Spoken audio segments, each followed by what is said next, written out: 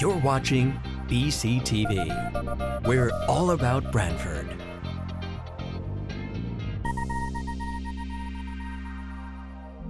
You're watching BCTV, Branford Government Television, a service of Branford Community Television.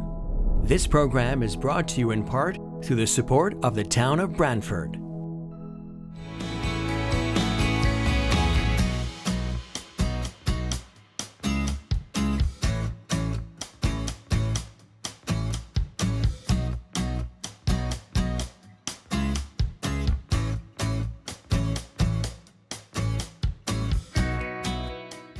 I will call this meeting of the Branford Planning and Zoning Commission to order. It is Thursday, March 6, 2025. I have about 7:02 p.m.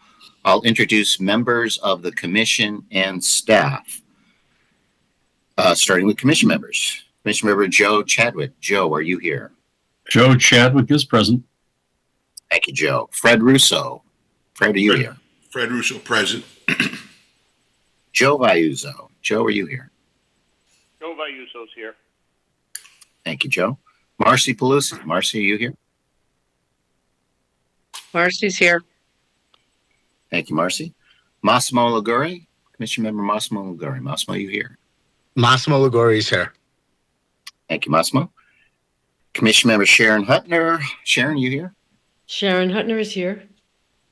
And our newest alternate member, Dave Dwyer. Dave, is Dave here? I'm sorry, I might not have unmuted him. Huh.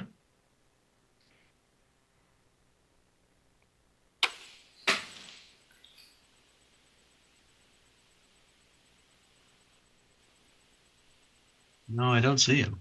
I don't see his name on the roster on the screen.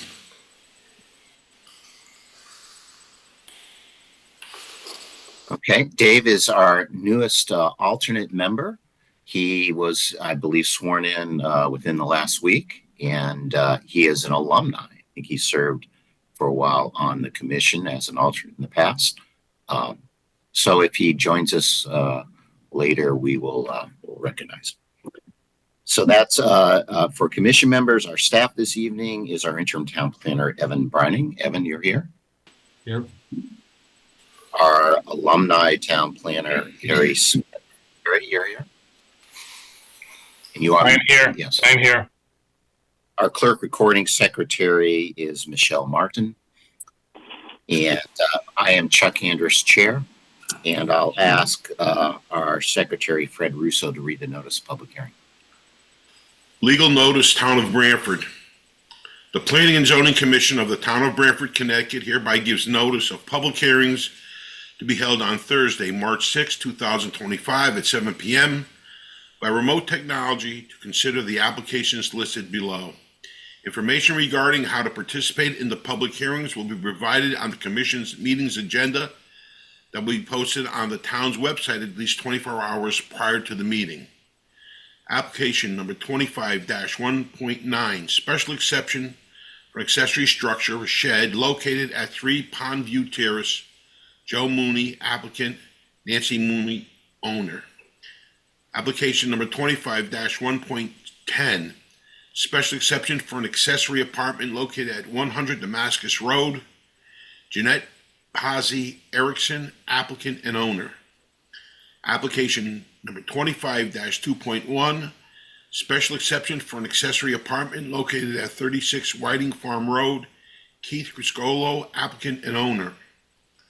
Application number 25.2.2, special exception for an oversized accessory structure located at Cutting-To Island West, Island Destinations LLC, care of John Petrovsky, applicant and owner. Application 25-2.3, special exception for grading, section 6.8, located at Cutting-To Island West, Islands Destination LLC, in care of John Petrovsky, applicant and owner. At said hearings, all persons will have the right to be heard. Copies are on file in the Planning and Zoning Commission's office at the Planning and Zoning Department, 1019 Main Street, Branford, Connecticut, 06405. Written communications may be sent to the above address or to planning and zoning at branford-ct.gov. Branford Planning and Zoning Commission, C. Andres, chairperson. Chuck Anders, Chair. Thank you, Fred. We'll follow our normal format for public hearings, which is the applicant goes first, makes his presentation, including any comments from consultants. After that, we typically turn it over to the staff and summarize a staff report, open it up for questions and comments from commission members.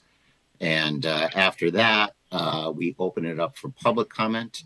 I'll ask in a moment Evan to go over that process. Ask that you state your name and make your comments for this on the application, that issue. And after the public comment is completed, we allow the applicant to respond to any public comment, and there may be further questions or comments by commission members.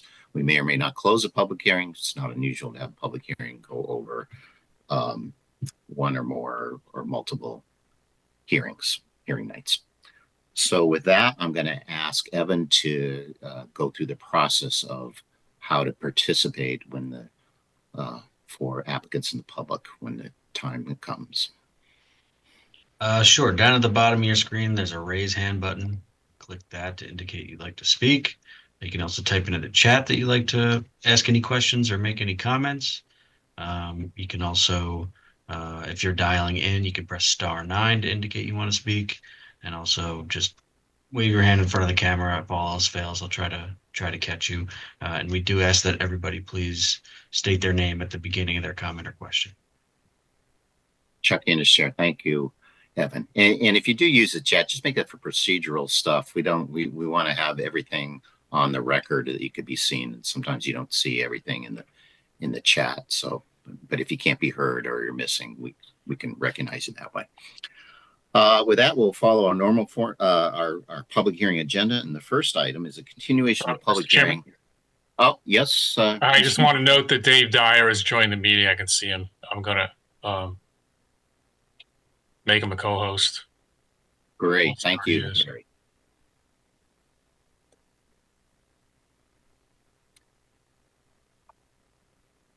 Dave, can you hear us? I know you're muted right now.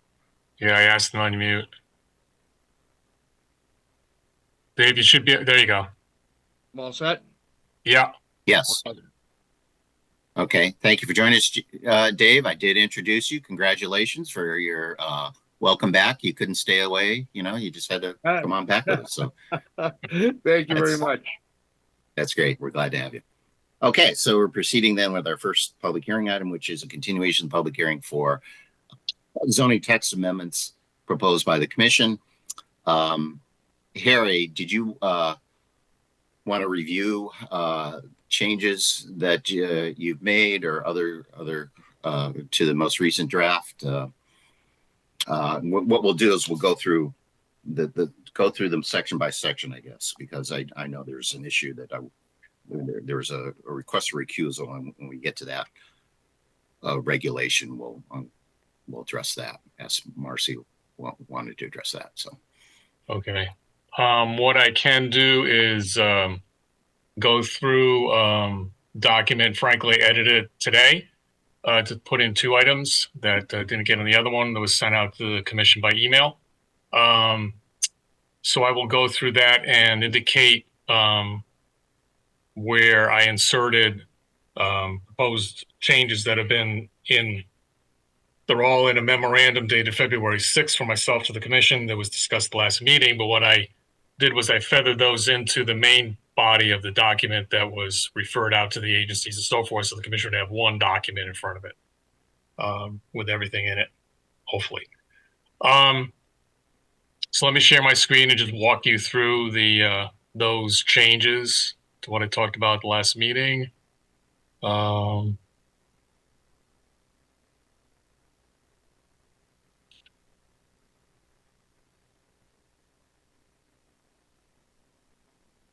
Okay, so everybody should see this document, proposed amendments to Branford zoning regulations, original date here, December 11th. And this is an update, including possible modifications for planning commission consideration in red text and red strikeout, dated March 6, 2025. So I'm not going to go through everything we talked about at the last session of the public hearing, unless everybody wants to stop me while I'm scrolling through here and there's any questions about anything. So the first change here is just a little edit. It's a typo. For some reason, the letters U-A-R-E was shown as stricken in to be stricken out. That's incorrect. It was just a typo. So this would repair that. Talked about, and we talked about this a couple of times back last fall as well, how to deal with utility required service platforms, including stairs required to access them. This is only within the 100-year floodplain. This is an issue that arose for those properties that are within the 100-year floodplain. They're trying to put generators in their yards, and Eversource is saying you need to have that generator located above the level of the floodplain, requiring a platform, stairs for their personnel to access that platform. So rather than having to come in and get a variance every time, and then we have had several people doing this, the proposal was to treat them somewhat similarly to sheds that are small in size, 200 square feet or less. And so this is the language we talked about, and this would put that into 3.8B. We talked about this before, and everything in black we discussed previously, and I went through all this last meeting. So sorry, David, I'm happy to get you up to speed, but in the interest of saving an hour of the commission's time, considering you're just joining, No problem. but I'm happy to talk about it with you offline. Okay. All right, thank you.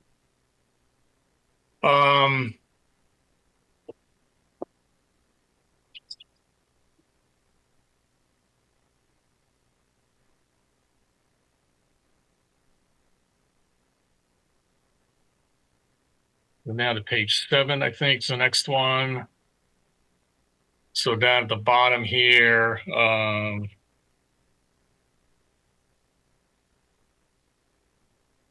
this text was not in here because it was pointed out, I think, at a previous session we talked about proposed things would be in this application. It was pointed out that the reference to the Connecticut guidelines for soil erosion and sedimentation control is dated. So this would update that from 2002 to the current 2024 version. So again, Harry? Yep. Excuse me, Harry, a few paragraphs above here. Last time my audio was stuck, but there's a reference to solid rock right underneath the double strikes. I think you want to say stable rock. Solid rock is a state of matter as opposed to liquid rock or gaseous rock. So all right, we could edit that. Yeah, this is existing language, by the way, but sure. Yeah, there's no point in not letting something being correct. Yeah. When it was written, I'm sure we did not have the benefit of your input. So this is section 6.8.f.3. 1. Change solid rock to, what were the words? Exact words again? Stable excuse rock. Me. A stable rock formation. Okay, thank you. You can have solid rock and it could be ready to roll at any instant. Okay. Thank you. All right.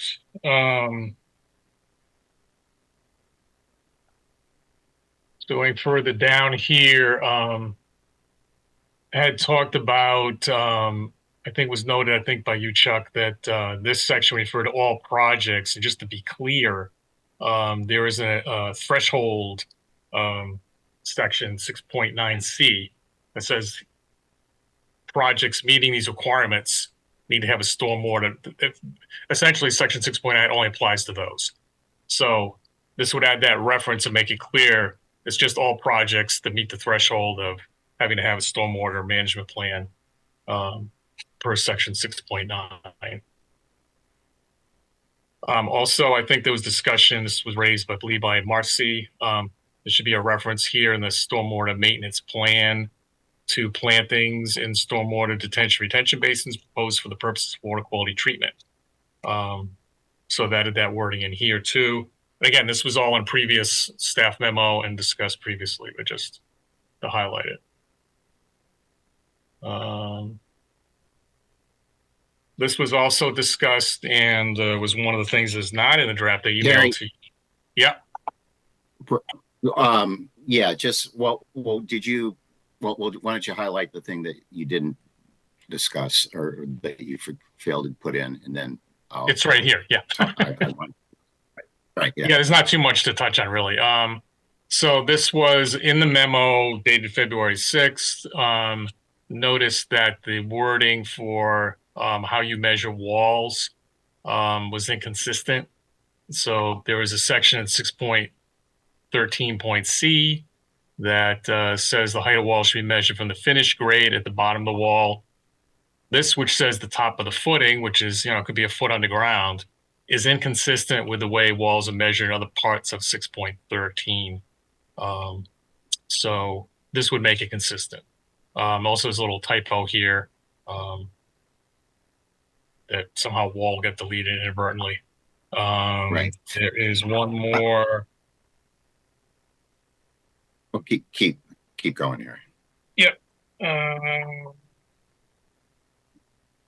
Just going backwards, the last one I talked about with the drainage, that was not in the document sent to the commission a couple days ago either. So those are the two things that weren't in the document sent by email. If you want me to highlight the other things, is really, I think that is pretty much it, except for the words on the bonds, changing financial guarantees less than 5,000 to financial guarantees equal to or less than 5,000. So other than that, this is the same document sent out for referral.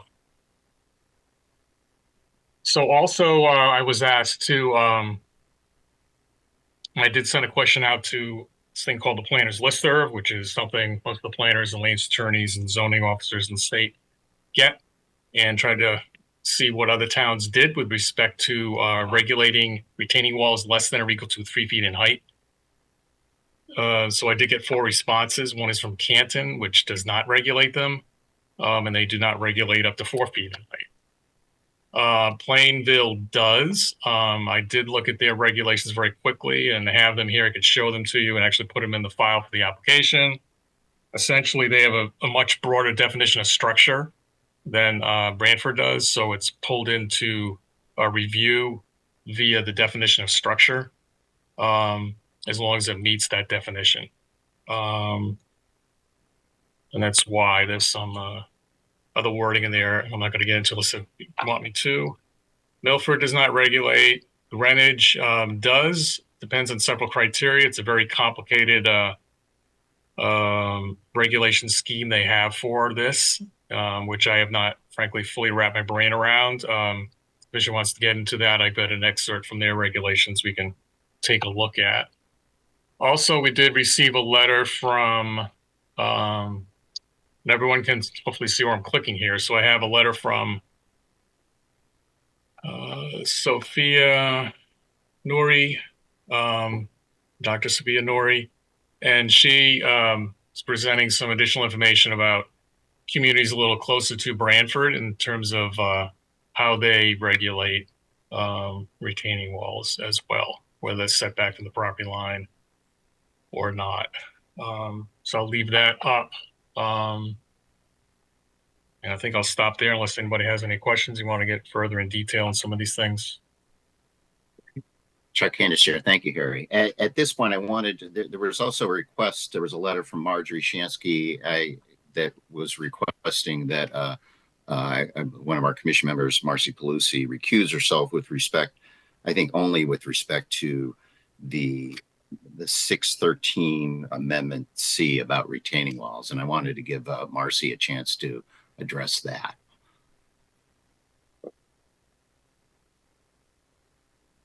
I have a statement I was going to read. I have reviewed Attorney Marjorie Shansky's letter to the commission and wish to clarify the following. This matter concerns a regulatory amendment. and I do not receive any financial compensation from the town for my service on the Planning and Zoning Commission. Since 2012, I've dedicated significant time to this commission, serving on multiple subcommittees to evaluate legislative matters and consistently acting in the best interest of the community with impartiality and transparency. As a licensed landscape architect with over 37 years of experience in the construction industry, I have worked extensively with retaining walls of varying heights, terraces, stem walls, and footings. My professional expertise in geotechnical principles informs my understanding, and I am trying to apply this knowledge to ensure the retaining wall amendment is clear, consistent, and aligned with best practices. With respect to my role as a commissioner, I have adhered to all ethical and procedural requirements, including recusal on past applications when appropriate.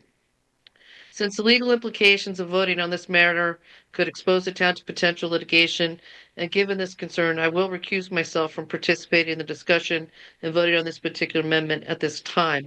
I reserve the right to discuss retaining wall applications on other projects as may be presented in the future.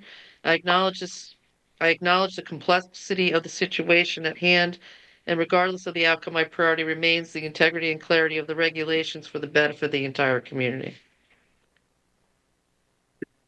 Chuck Anders Chair. Thank you, Marcy. So just so it's clear, Marcy, it's just for this section. There's a host of regulations that we're looking at, but it's just this section 6.13C. And I thank you for those thoughtful comments. So with that, are there other, before we open up to the public, are there questions, comments from commission members before we open up the public? Hearing none, then let's see if we have some additional public comment. And Evan? Looks like up first is Keith Ainsworth. And just to reiterate, raise hand button down at the bottom of your screen, or please type into the chat that you'd like to participate. Mr. Ainsworth? There, thank you. I was just turning on my camera. Good evening, members of the commission. My name is Keith Ainsworth. I'm a land use and environmental attorney. Have offices at 51 Elm Street in New Haven. And for full disclosure, I represent the owners of 34 Howard Avenue. I'll begin just by addressing the recusal of Commissioner Paluzzi. I think that's a sad shame. It's a reflection of the suppression of free political speech. She does not, in fact, have a conflict of interest. The fact that someone has suggested that the town could be subject to litigation, the town can be appealed at any time. That's not that doesn't put the town at risk. But no one can be sued individually for speaking their mind. She doesn't have a conflict because she actually has no financial interest. These are regulations of general applicability that apply equally to every member of your community. And that's not a conflict in any way, shape, or form. To suggest that is disingenuous. And I think it was unfair of Attorney Shansky to make that suggestion to the commission, and anyone else who suggested that to Commissioner Paluzzi was being unfair. But anyway, I'm going to move on to the substantive comments.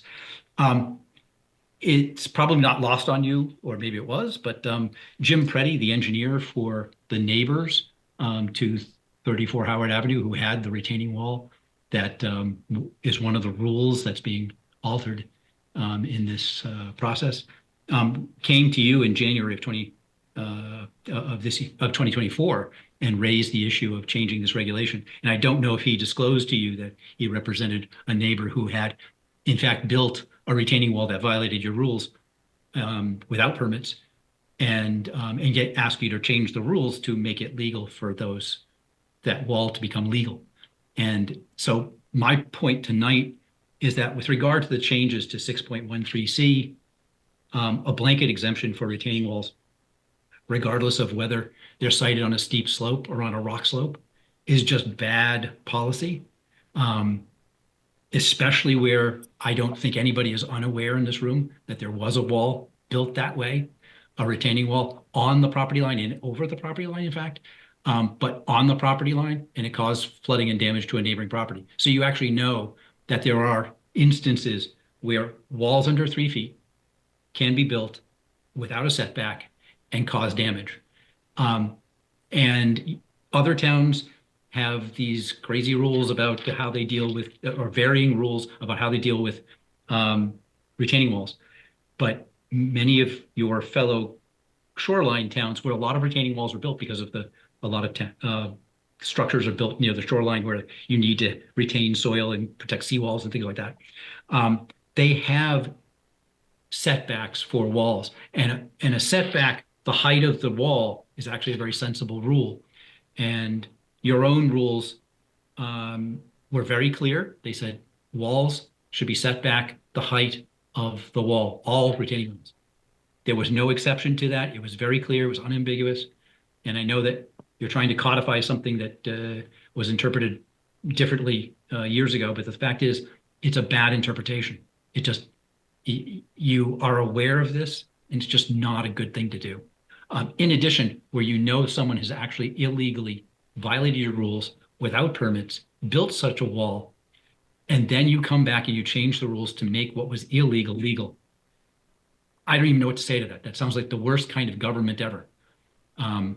It's especially where you know there's harm created. So I implore you to reconsider the suggestion that this should be changed in this fashion and to maintain your setback of walls. In addition, you should be aware that the Zoning Board of Appeals was applied to by those neighbors who had been given a takedown order on that wall by your own zoning enforcement officer. And the Zoning Board of Appeals said that appeal stands, and this change in the rules will likely be used to try to undermine that. I can't even imagine that however you feel about the situation, that you'd think that that was a really appropriate thing to do. But in addition, I'd like to also comment on the 25-foot setback for wetlands. We have very few precious wetlands, especially along the shoreline, where coastal wetlands are so protective of Long Island Sound, one of the greatest economic and natural resources of the state. And it makes no sense to shorten the distance by which you do reviews of filling and cutting. Erosion, sedimentation, especially where there's slopes, can have an enormous impact. And a 25-foot buffer is absolutely the minimum.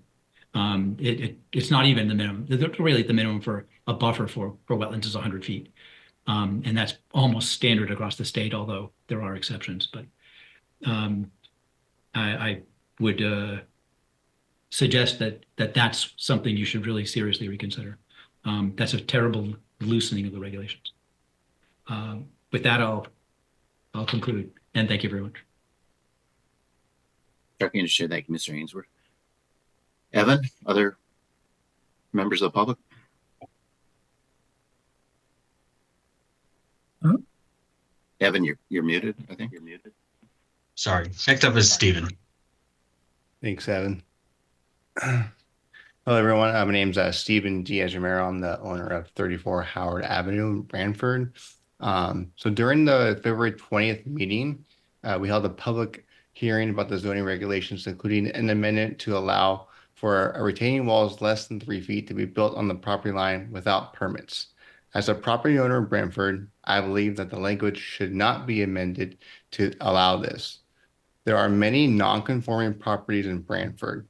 On my side alone, there are 3 out of the 9 homes are within approximately 3 feet of the property line. Building a retaining wall on a property line could place it too close to a non-conforming homes, creating problems with drainage and maintenance. In fact, this situation happened to my family. Our neighbor built an illegal, non-necessary retaining wall on the property line approximately 26 inches from our foundation of our home. A judge determined that this resulted in flooding to our home. My neighbor is now suing the town to allow them to keep the wall on the property line. This situation could happen to others if we change regulations so that anyone can build a retaining wall on the property line without oversight. The solution here is to keep the retaining wall language the same, intended, keep the retaining wall language the same. If the retaining wall is a necessary due to hardship, an owner can just obtain a variance like we have in the past, right? This would also ensure notification of neighbors who would then be able to provide input and how it would affect their homes. Additionally, as we kind of saw before, there's required setbacks with certain towns. I'll just kind of go through the ones that they kind of showed on the screen before. Short Beach, right? The side yard setback for a non-necessary retaining wall is 15 feet. In Guilford, regulates retaining walls through their definition of terraces. Any terrace or patio 2 feet above grade must be set back 8 feet from the property line. In East Haven, anything besides a freestanding fence or a wall or a necessary retaining wall must be set back 4 feet from the property line. And in Madison, regulates retaining walls through a definition of terraces as well. A terrace is built on a slope 1-to-1 incline or greater than 18 inches in height, must be set back at least 8 feet from the smallest zoning district. And again, there's more in Westbrook and Old Saybrook. I'm not going to go through them all. Mainly all the shoreline towns have setbacks on retaining walls such as this. So I really hope that the commission can understand how this kind of impacted us and how it can impact other people, and really take that into consideration when making their decision. Thank you. Thank you, Mr. Diaz-Romero. Evan, who's next? Next up is Eric. Hi, can you hear me? Yes. Okay, this is Eric Benson. My family has 2 properties on Brockett's Point Road, 38C and 40. While I don't think my neighbors would do it, if they did build a retaining wall, even like 1 foot on the property line, it would cause the water flow to change significantly, possibly cause erosion on our properties, cause too much water to be going, because we're at the shoreline. So like there's a lot of water that comes from the upper road down to us. And to have suddenly something appear right on our property line would be very disconcerting. And if we kept the setback rule, then at least, as people have said, we'd at least get warning and be able to talk to our neighbors rather than suddenly seeing something appear, and then maybe we would have to build something right next to what they built, and then it would be a building war or some horrible thing. But I think it would cause adverse impact on my property if my neighbor was able to do that without any zoning application. Thank you very much. Check in. Eric, Thank you. what was your last name, sir? Benson, boy, A-N-S-O-N. B-A-N-S-O-N. Thank you very much. Okay. Evan, who's next?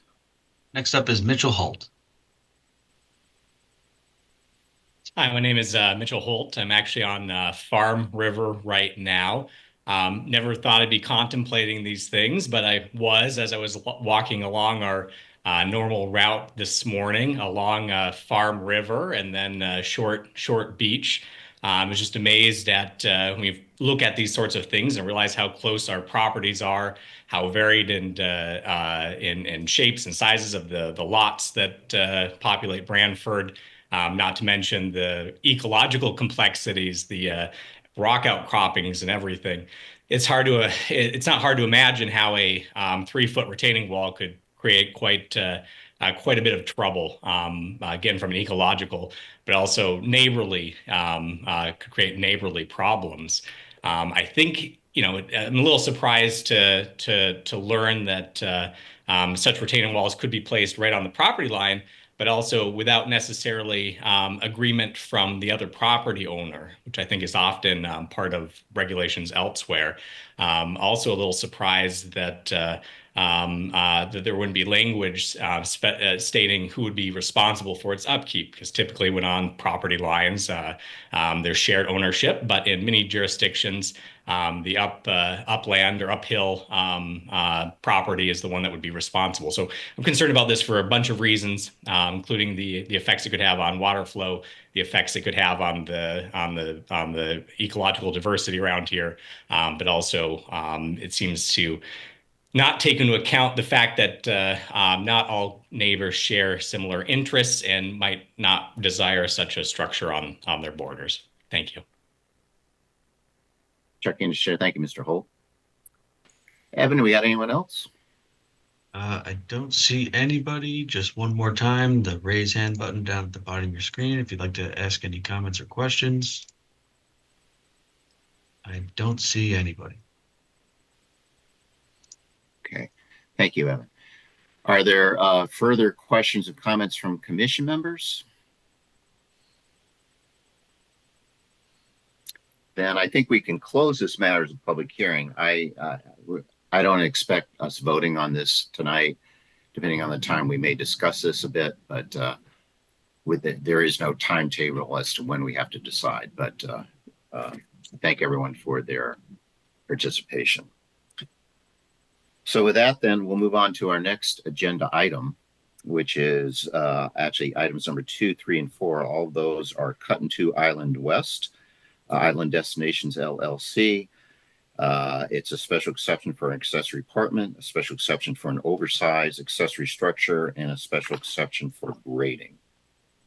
The applicant has requested that this be moved back to the back of the schedule so their engineer can attend. He is busy at another town meeting. Okay, so we'll if you're here on items 2, 3, and 4, we're going to postpone those. I think the applicant's engineer was at another meeting, so hopefully we'll take that up after we finish the other public hearings. So then let's move on then to item number 5, which is Lauren Wiggins, applicant, Meadow Street Properties owner. This is 155 Meadow Street, special exception for church and place of worship. That item actually, although it's on our agenda, that we opened the public hearing at our February 20th meeting, and that was continued to our March 20th meeting. So we're not actually hearing that one tonight. So if you're here on that one, that is, we'll hear that one at our next meeting. I believe they need a town center review of that one. So that then brings us into item number 6. Joe Mooney, applicant, Nancy Mooney, owner, 3 Pondview Terrace, a special exception for an oversized accessory structure. Is the applicant ready to proceed on that one? Yes, Jeremy Gannon is here with us. Yeah, hi, Jeremy Gannon, Chris Gullo Engineering. Let me share my screen. All right, can you guys see that? Yes. Okay.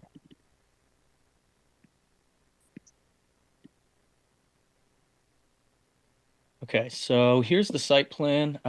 This parcel is roughly 1.3 acres located in the R5 zone. We're seeking a variance for an accessory structure that exceeds 15 feet in height. That'll be located right here. We anticipate that the structure will be roughly 22 feet in height, and it will partly be for storage and partly be for a garage. So no accessory apartment or any of that. Aside from that, it satisfies all the bulk requirements other than that height limitation that I was telling you about. And yeah, pretty much they just need extra storage, and they want another shed, pretty much shed and garage. Chuck in to share. Thank you. Evan, you want to review the staff report? Sure. Like Mr. Gannon said, this is for construction of a new detached accessory structure that would exceed 15 feet in height. so it's triggering a special exception before you tonight. They meet the bulk requirements of the R5 zoning district, as well as the accessory structures criteria from section 3.8. They meet the parking requirements for the use on the site. No lighting information was submitted, but a condition has been added that any of the lighting would have to be compliant with section 6.7. And based on the application materials, it appears that the special exception criteria are generally satisfied. Staff recommends the following findings and conditions. Finding number 1 is that the commission finds that the special exception criteria is satisfied. Onto the conditions. 1, prior to the start of construction, control measures shall be installed to the satisfaction of the zoning enforcement officer, and any additional measures to control any dust or erosion on site shall be implemented if deemed necessary by the zoning enforcement officer. And finally, condition number 3, any lighting has to be compliant with section 6.7.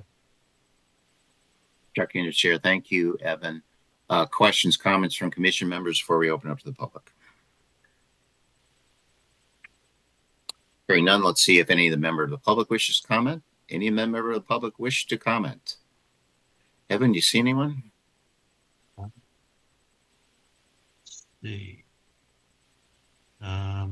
Jeremy, could you stop sharing for a second? Appreciate it. Thank you. I do not see anybody. Okay. Mr. Gannon, any? Question, Chuck? Oh, certainly. Marcy. I don't notice any existing trees on the property. Are there any? Yeah, let me pull that up again. There are some existing trees.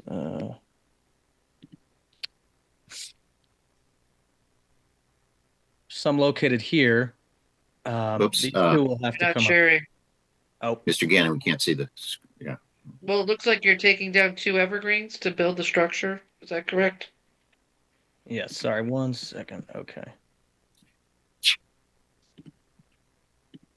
Okay, how's that now? That's fine. I actually have it in front of me. Okay, perfect.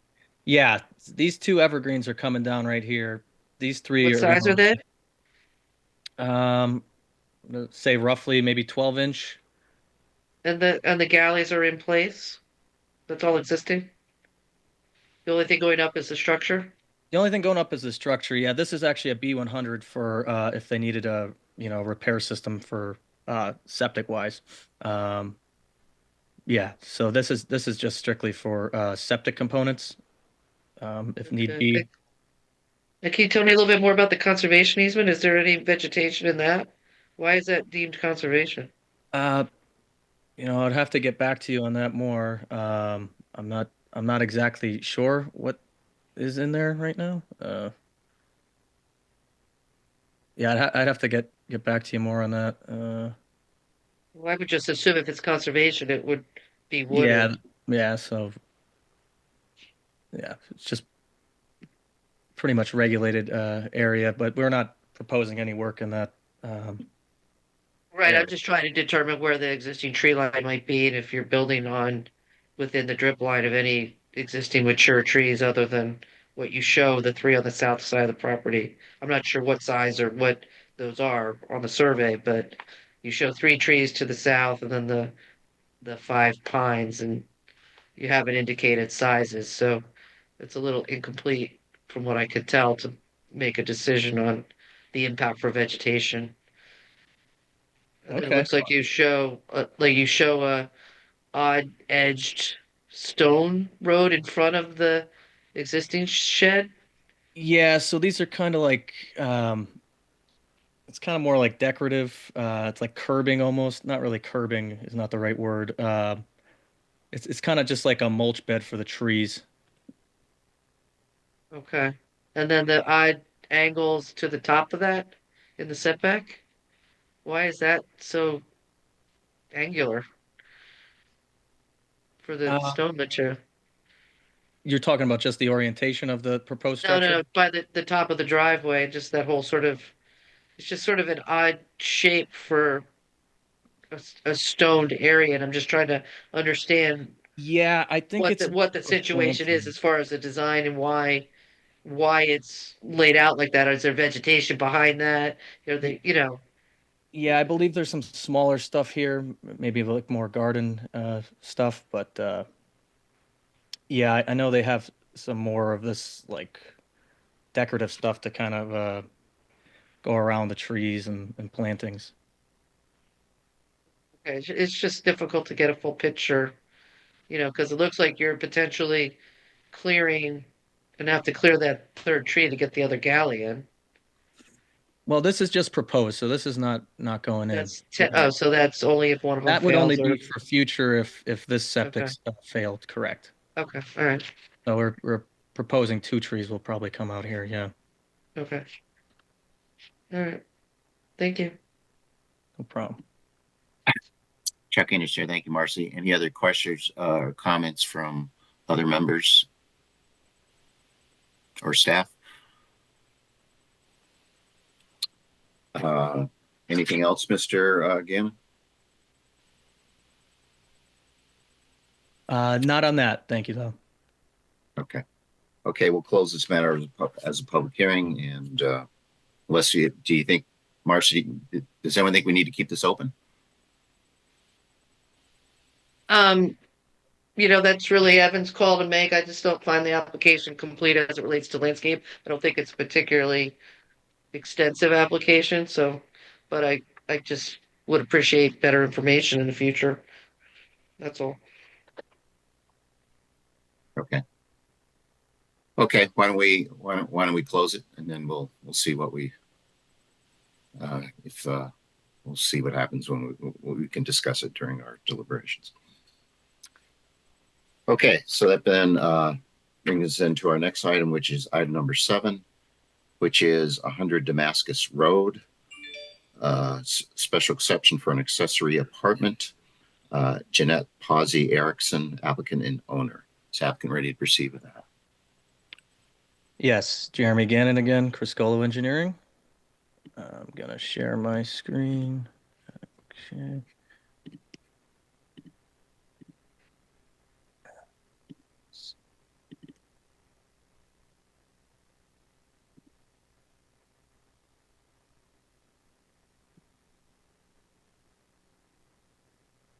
Okay, so this property is a little bit over half an acre, 0.65 acres. It's located in the R4 zone.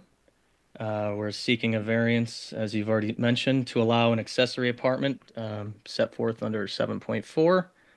The project consists of converting this existing garage into an in-law apartment and adding a minor addition to the back and a covered porch in conjunction with that.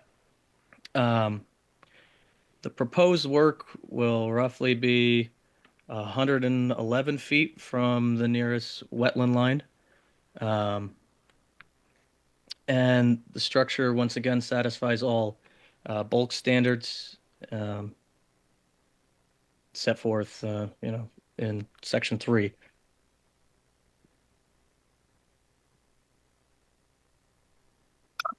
Chuck Anderson, thank you, Mr.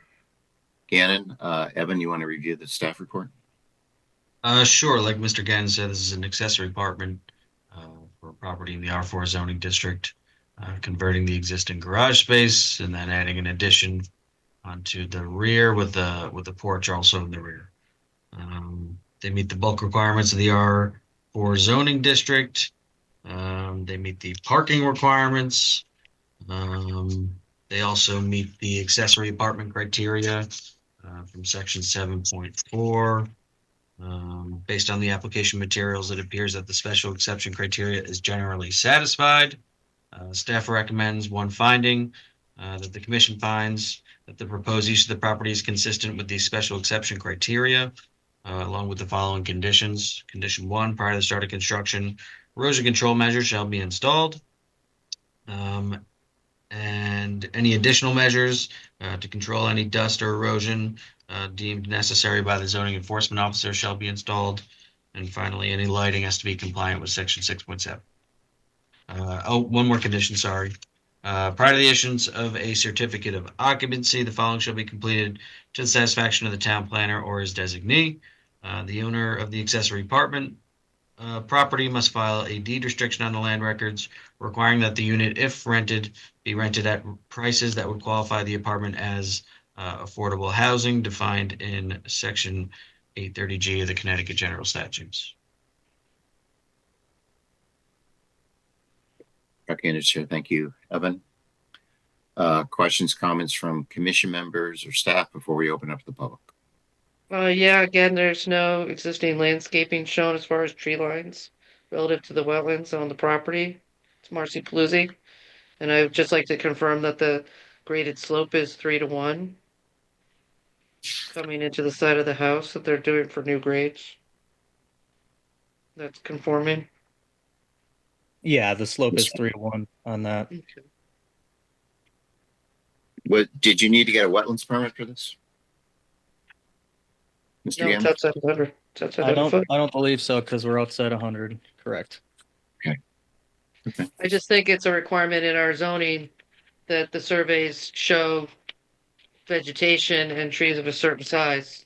And, I just get a little bit of a stickler on that tonight for some reason. Marcy? Thank you. Other questions, comments from commission members before we open up the public? Sharon? Sharon Huntner here. I would like to support Marcy in that statement, because as I'm looking on this site plan, it looks like there aren't any trees on this property. So I would think that that's an incomplete site plan. Thank you. Thank you, Sharon. Other questions, comments from commission members? Or Mr. Gannon, did you want to address the issue of existing trees on the site? I don't have any comment on that, but we can certainly add those if need be. So. Do you know if existing trees over a certain height are being removed, or? I don't think that area where the work is being done has, well, I don't want to say any trees, but I don't think it has many trees, if any, just with that patio and the retaining wall being there. But I would definitely have to confirm on that. Any other comments from commission members or staff before we open up to the public? Hearing none, does any member of the public wish to comment? Evan, you see anybody? I do not see anybody.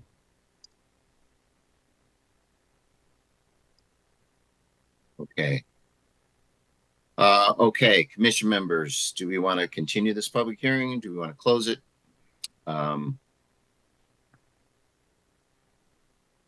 The issue for this and the last application has been landscaping requirements. I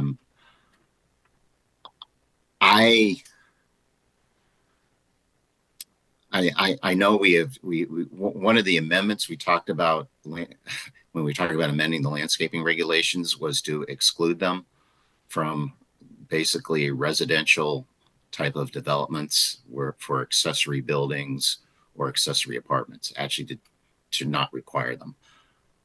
When I don't really know what anyone who owns a single family dwelling can cut a tree on their property if they want, without any permission. I tend, and obviously if you're doing a lot of disturbance of areas, there's sort of issues, but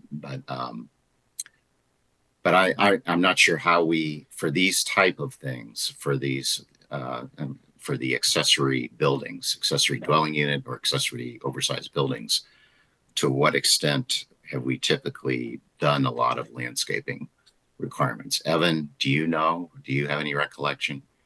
Or Harry, since you're here, I don't know if you remember. um, on this? We typically do not apply those landscaping regulations to single-family home projects. But I can also, if the commission is comfortable with it, try to write up a condition that would require both the limit of vegetation to be added to the site plan and location of any significant trees to be removed and the ones that are proposed to remain. And that would essentially satisfy that or part of that landscaping requirement. Harry, any thoughts? The only time I think you've really, context of these type of applications, applied portions of the landscaping requirements have been when there's some proximity to a abutting property or some feature where you're trying to screen parking space for an accessory apartment or something like that from a neighbor. So essentially, like as you said, that they have the right to cut down even a significant tree as long as it's shown on the plan. So I think Evan's proposed condition would certainly cover it. Any other thoughts about whether or not we should close the public hearing from commission members? Hi, it's Marcy. I think it's fine to close the public hearing. I'm just making a general statement that if you're conducting a survey, it should include trees of a certain size and vegetation. I'm not saying that they need to provide a landscape plan, but it's something that you track for various parcels. It's just a level of consistency of surveying. That's my that's my take on it. I totally agree, and it's been a requirement, and we've struggled to get people to do that, frankly, because of a variety of reasons. Any other comments? Not then, we will close this matter as a public hearing, and then we can talk about this later on, probably. So, thank you, Mr. Cannon. Next one, I believe, is what we're at, item number 8 on our agenda, which is Keith Criscolo, applicant and owner, 36 Whiting Farm Road. This is another special exception for an accessory apartment. Applicant ready to proceed with that. Yes, Jeremy Gannon again, Criscolo Engineering. Let me share my screen.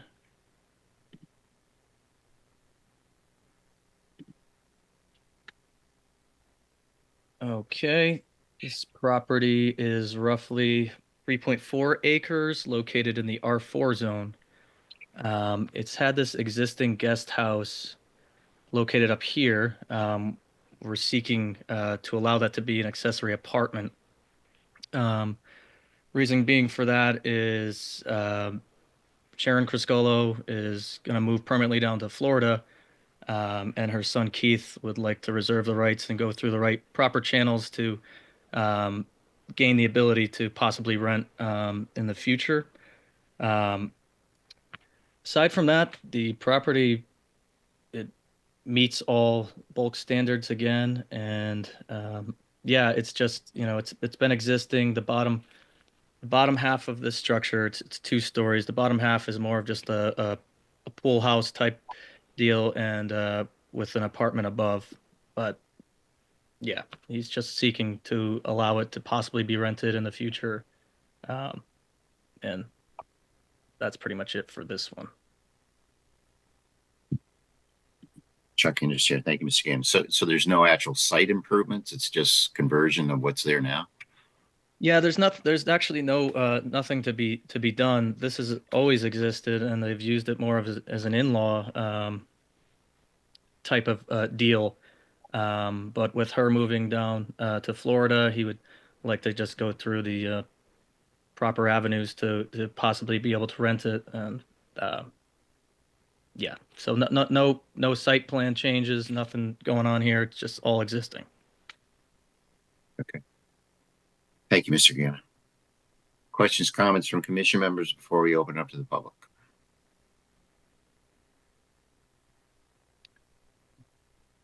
Evan, Chuck, isn't this an existing accessory apartment? Excuse me? Isn't this an existing, it's an existing use, an existing accessory? That's correct. They're legalizing it now. Okay, so it So was, it, it was not they never lawful got their before. special exception for an accessory apartment. Okay. Okay, If I can just jump in here quick, so the previous owner had, or maybe the previous two back, had done the work, but never had come before the board to make it, technically an accessory unit. So Keith's just trying to clean this up and make it right. So, Thank you, Mr. Preddy. Chris Collins. Sorry. Any other questions, comments from commission members or staff before we open it to the public? Hearing none. Any member of the public wish to comment? Evan, you see anyone? I do not see anybody. Okay. Any further questions or comments from the applicant? Nothing from Mr. Gannon, Mr. Preddy. Any further question, comments from commission members or staff? Okay, I think then we'll close this item as a public hearing, and it may be something we can take up later. And Ms. Preddy, I see you're here, so maybe at this point we can go back to items 2, 3, and 4 of our public hearing. And that's on our agenda. This is the cut into island applications by Island Destinations LLC. It's a special exception for an accessory apartment, a special exception for an oversized accessory structure, and special exception for grading. Are you ready to proceed, Mr. Preddy? Yes. So I'll share the screen. Evan, you need to make it so I can. Oh, sorry about that.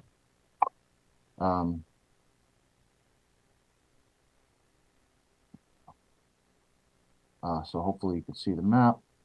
So this is the existing 3-bedroom house that's there currently now.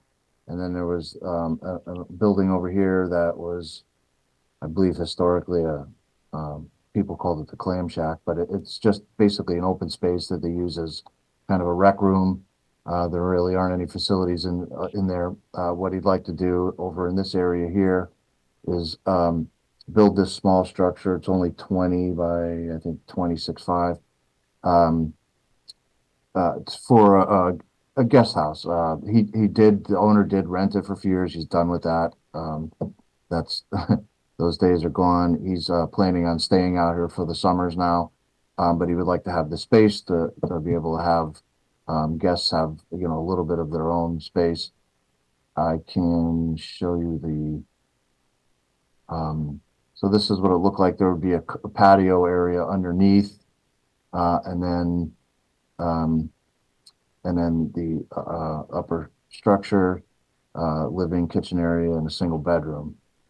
I will say that, and I'll show you a photograph in a minute, but this area here in between the ledge, there's already kind of a low grassy area here where this is going to be located. So the height of the structure is sort of mitigated by setting it down into this lower area. And I can show you that picture. So,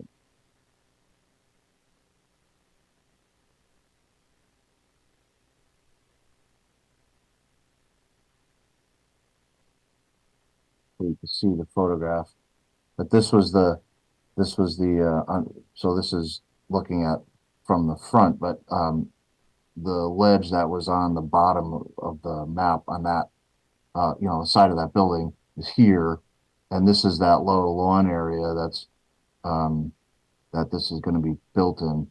There are a few trees nearby here, but they're not planning on taking any of that down. Just looking to again put this in here. We did already go through the process of getting health department approval as well as state health department approval to approve a central system, which basically allows them to connect this to the existing system without having to dig up the old system and put a new one in. So the disturbance here will be very minimal. It's just the lower level slab and then building up off of that. And then the wing walls that were shown on the architectural plans will actually probably be less than that because they're blending into rock that, at least on one side, is higher than the floor will be. So the need for that wall will be very minimal. And that's, again, so it's under the 900 square feet allowed, which is also much less than the 30% of the principal structure. And we're here for the ADU and basically the height of the structure too, because it's more than 15 feet high.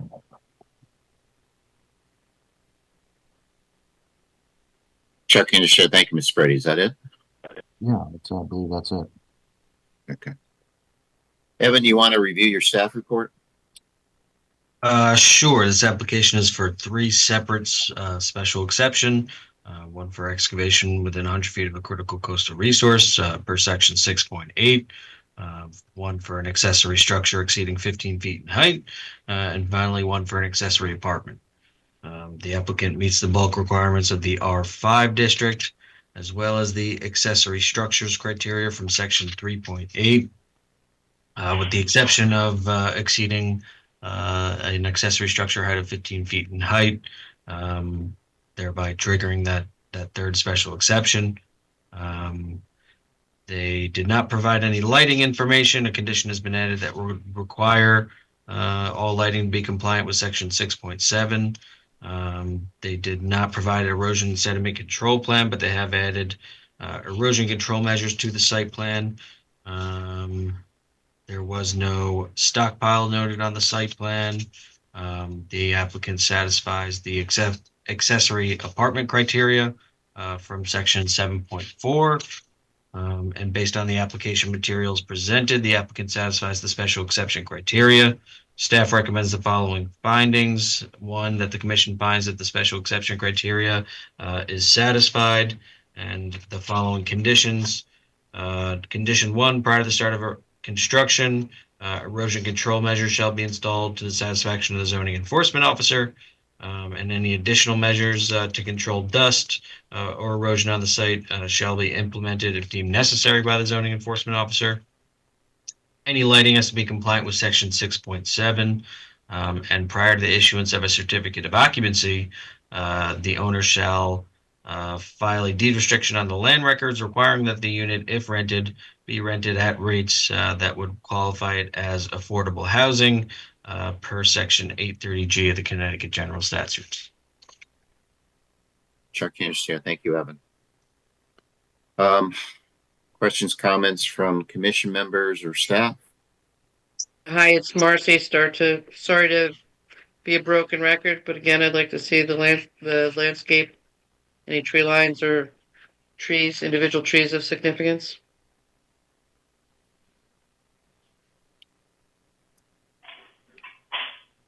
Thank you, Marcy. Are there any trees being removed, Mr. Preddy? At this time, there is no plan to remove any trees now.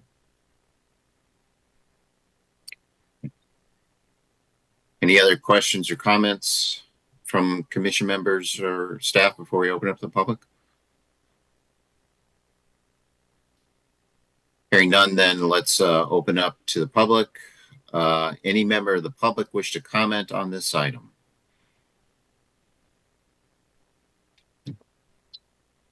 Evan, you see anybody? Just to reiterate, the raise hand button down at the bottom of your screen, or you can type into the chat that you would like to speak. I do not see anybody. Thank you, Evan. Any additional comments from commission members or staff? Hearing none, then I think we can close these matters as a public hearing, and maybe I'll take it up in a bit. Thank you, Mr. Preddy. So I think that completes our public hearing items. So with that, why don't we take up, why don't we go back and see if we can address some of the items that we have considered in the public hearings. We can start with this one since it's earlier on the agenda, even though we shifted off items 2, 3, and 4. Excuse me, Chuck. Yes. I'm looking at the chat Oh, did I and miss? I see that Tracy Everson would like to speak. Oh, okay. Evan, thank you. Thank you, Sharon. Is there, okay, so let's rescind closing the public hearing, because I guess we simply overlooked there was a member of the public who wished to comment. So yes, Evan, thank you. Yes, Ms. Evans. Thanks so much. Yes. Thank you, Sharon, for recognizing that. I couldn't find the raise hand on my screen on this Zoom for some reason. Is there a reason why this is going to be quite close to the water? Is there no coastal site plan review that's required of this? And what is the proximity to the water, given it's going to be on that corner of the island, the edge? Sure. There's no buffer for how far it has to be from the high water line, like we have for section 6.8. But we do have a list of exemptions in our regulations for coastal site plans. And the line in particular that I felt it made this application exempt from a CAM. Excuse me. I'll bring up my screen. Just highlighted it here. Oh, sorry about that.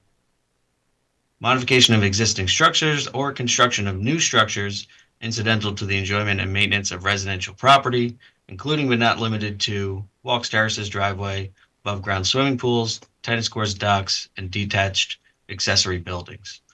So I did feel that it was exempt from a CAM application. However, it did require 3 separate special exception approvals from the Planning and Zoning Commission. One of which was excavation within 100 feet of a critical coastal resource. I'm sorry, could you repeat that? It does meet that, or it doesn't? Well, there's 2 separate processes. One is a special exception from the Planning and Zoning Commission per section 6.8, and that's any excavation within 100 feet of the mean high water line, which they did submit an application for that special exception. And then in front of you here from section 5.1c is the list of exemptions for a CAM application. So construction of a new detached accessory building is exempt from a CAM application. Okay. Understandable if that's the regulation. However, where this is proposed to be built is, I'm not sure if there's an elevation, if an elevation, you could tell me that, the elevation, how far above the high tide line that this structure will be built. It just seems like perhaps that should be a part of the consideration. The islands are quite unique, and building structures out there, I think, may require a little more investigation. I think that's a question. Mr. Preddy, you want to address it? Yeah, Jim Preddy again. So we are a little more than 37 feet away from the mean high water line. The CCR is 25 feet, but we're at 37.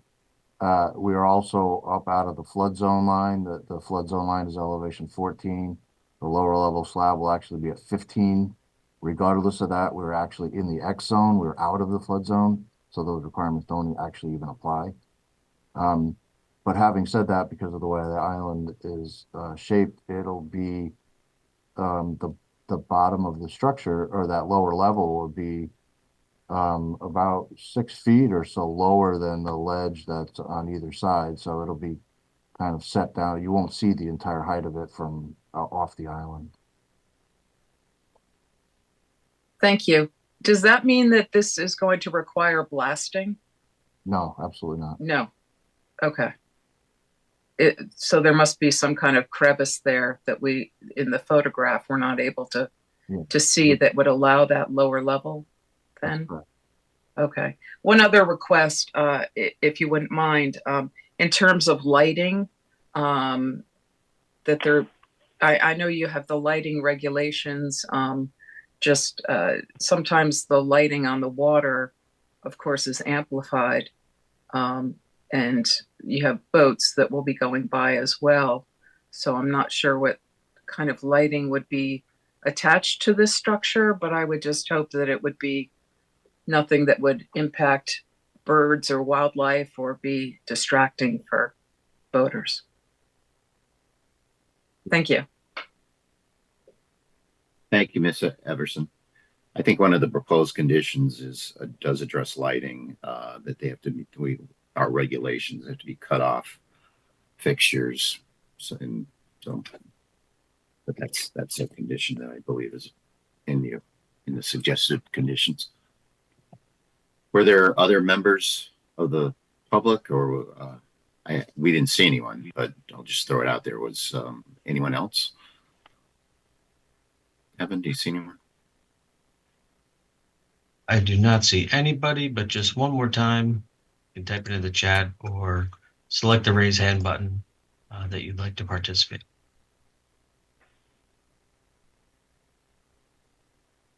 I do not see anybody. Okay, then we'll go back to our deliberations then. And this is, again, going back to this application, again, items 2, 3, and 4. Evan, you want to pull up your staff report? Sure.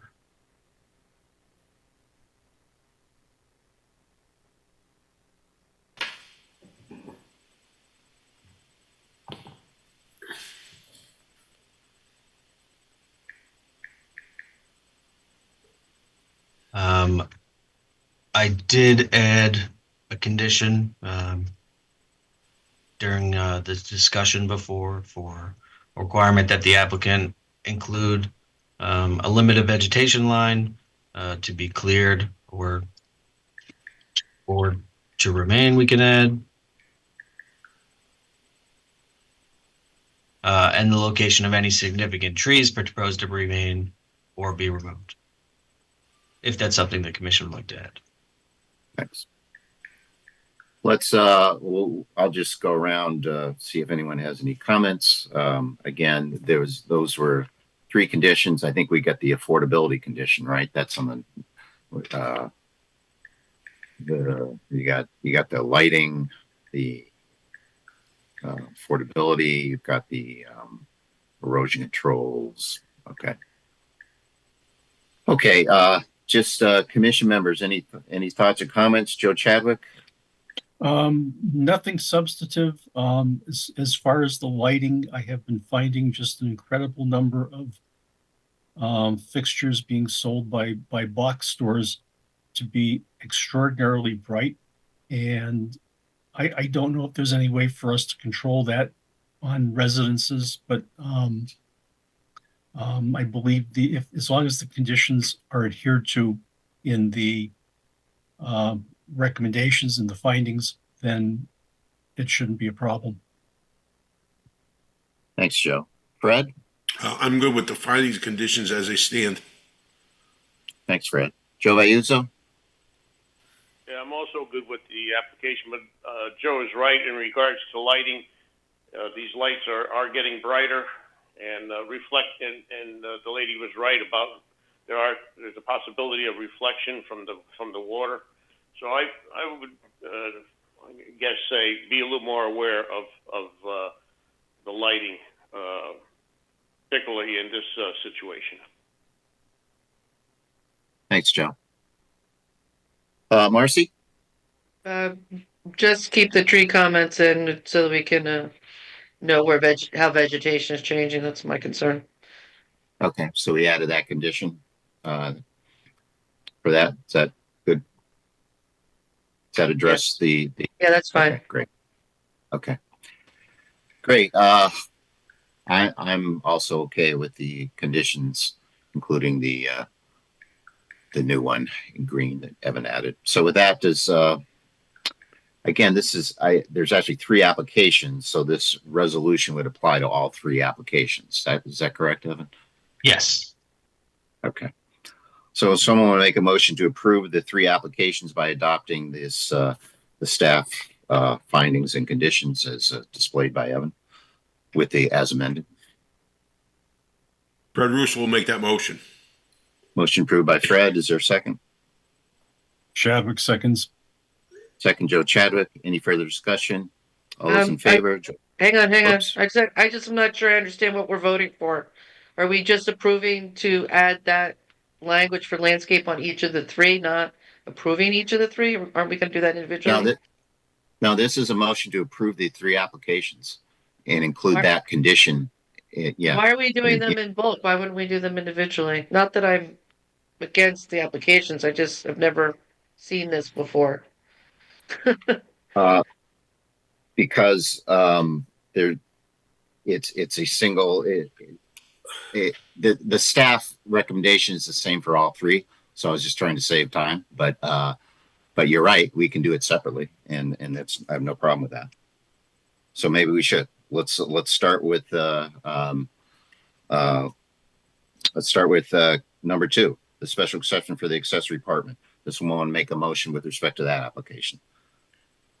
Fred Russo will make that motion. Motion to approve. Is there a second? Chadwick seconds. Second by Joe Chadwick. Any further discussion? All those in favor? Joe Chadwick.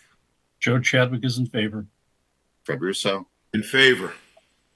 Joe Vayuso. Vayuso in favor. Marcy. In favor. And chair's also in favor. Let's go on to the next one. It's the oversized accessory structure application. Someone want to make a motion to approve that? Evan, do we need all the conditions on that one too? That one had the landscape information on it for the most part. Was the plan the same for all 3? I thought it was. But. Yes. The Whiting Farms one, I think, showed a tree line. Well, we're doing cutting to island, no? We're good. Yeah, we're doing cutting to island, Marcy. Oh, I thought we were doing accessories. I'm sorry. No, we just do all 3 separately a few minutes ago. Okay. Cutting to island. Yeah, that's what I was talking about. That there are 3 applications, even though the staff resolution is the same. It's all for one site. See that I was confused. I thought you were doing the 3 accessories as separate as one combined. No, absolutely not. No. That's not what I meant. My apologies. If you want to go back to the combined, I'm fine with that. Okay, great. Okay, well then let's why not, since we've already started doing them separately, maybe let's do it separately. So we approved item number 2. That's the special section for the separate accessory apartment. So I want to make a motion with respect to item number 3, which is the oversized accessory structure with respect to the same site, that we adopt the staff resolution for as our decision on that application. Chadwick will make that motion. Motion approved by Joe Chadwick. Is there a second? Fred Russo will second. Second by Fred. Any further discussion? All those in favor? Joe Chadwick. Joe Chadwick is in favor. Fred Russo. Russo in favor. Joe Vayuso. Joe in favor. Marcy. Marcy's in favor. And chair's also in favor. And item number 4, again, this is also cutting to Island West, the special exception for grading, section 6.8, also again with the same property. Is there a motion to approve that application by adopting the staff finding and recommend and conditions? Fred Russo will make the motion. Oh, go ahead, Marcy. That's okay. I'll second it. Motion made by Fred and seconded by Marcy. Any further discussion? All those in favor, Joe Chadwick, Joe Chadwick is in favor. Fred, Fred Russo is in favor. Joe Vayuso, Joe Vayuso in favor. Marcy, Marcy's in favor. and Chair's also in favor. Okay, so those are approved, and then now we'll move on to item number 5, which is Lauren Wiggins applicant. This is the Meadow Street Properties owner, 151, 155. Oh, what am I talking about? That's not 5. I'm sorry. I'm at number 6. That's the public hearing. It's still continued. My apologies. It's number 6. Joe Mooney, applicant, Nancy Mooney, owner, 3 Pondview Terrace, special exception for an oversized accessory structure. And can you pull that one up, Evan? Looks like you run. Just. And I did add condition for prior to a certificate of occupancy being issued, the applicant shall revise the site plan to include the limit of vegetation to be cleared or to remain, and the location of any significant trees proposed to remain or be removed. Okay. Can you just run up from, so we can just see again the conditions above that? Okay, so there's the findings and conditions. Okay, all displayed in front of us. Okay, are there any questions or comments from anyone about this? If not, then does someone make a motion to approve this application by adopting the findings and conditions as amended in the staff report? Chadwick makes that motion. Motion approved by Joe Chadwick. Is there a second? Marcy, second. I think I heard Joe get at the edge in that one, so give the second to Joe Vayuso. Any further discussion? All those in favor, Joe Chadwick? Joe Chadwick is in favor. Fred Russo? Fred Russo in favor. Joe Vayuso? Joe in favor. Marcy Palusi? Marcy's in favor. And Chair's also in favor. So let's brings us then to item number 7. This is Jeanette Pazzi Erickson, applicant and owner. This is the 100 Damascus Road special exception for accessory apartment. And you can pull that one up, Evan. I did add that condition for the limit of vegetation to be removed or to be added.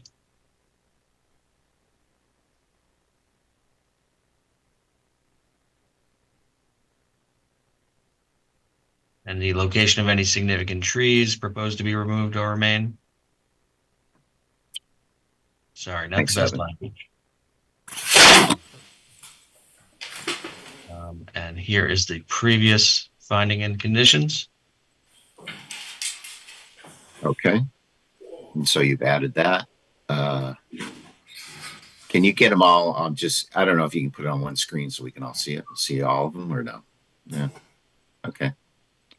Okay, so there's 4 conditions and they're displayed in front of us and we I think reviewed during the public hearing as well.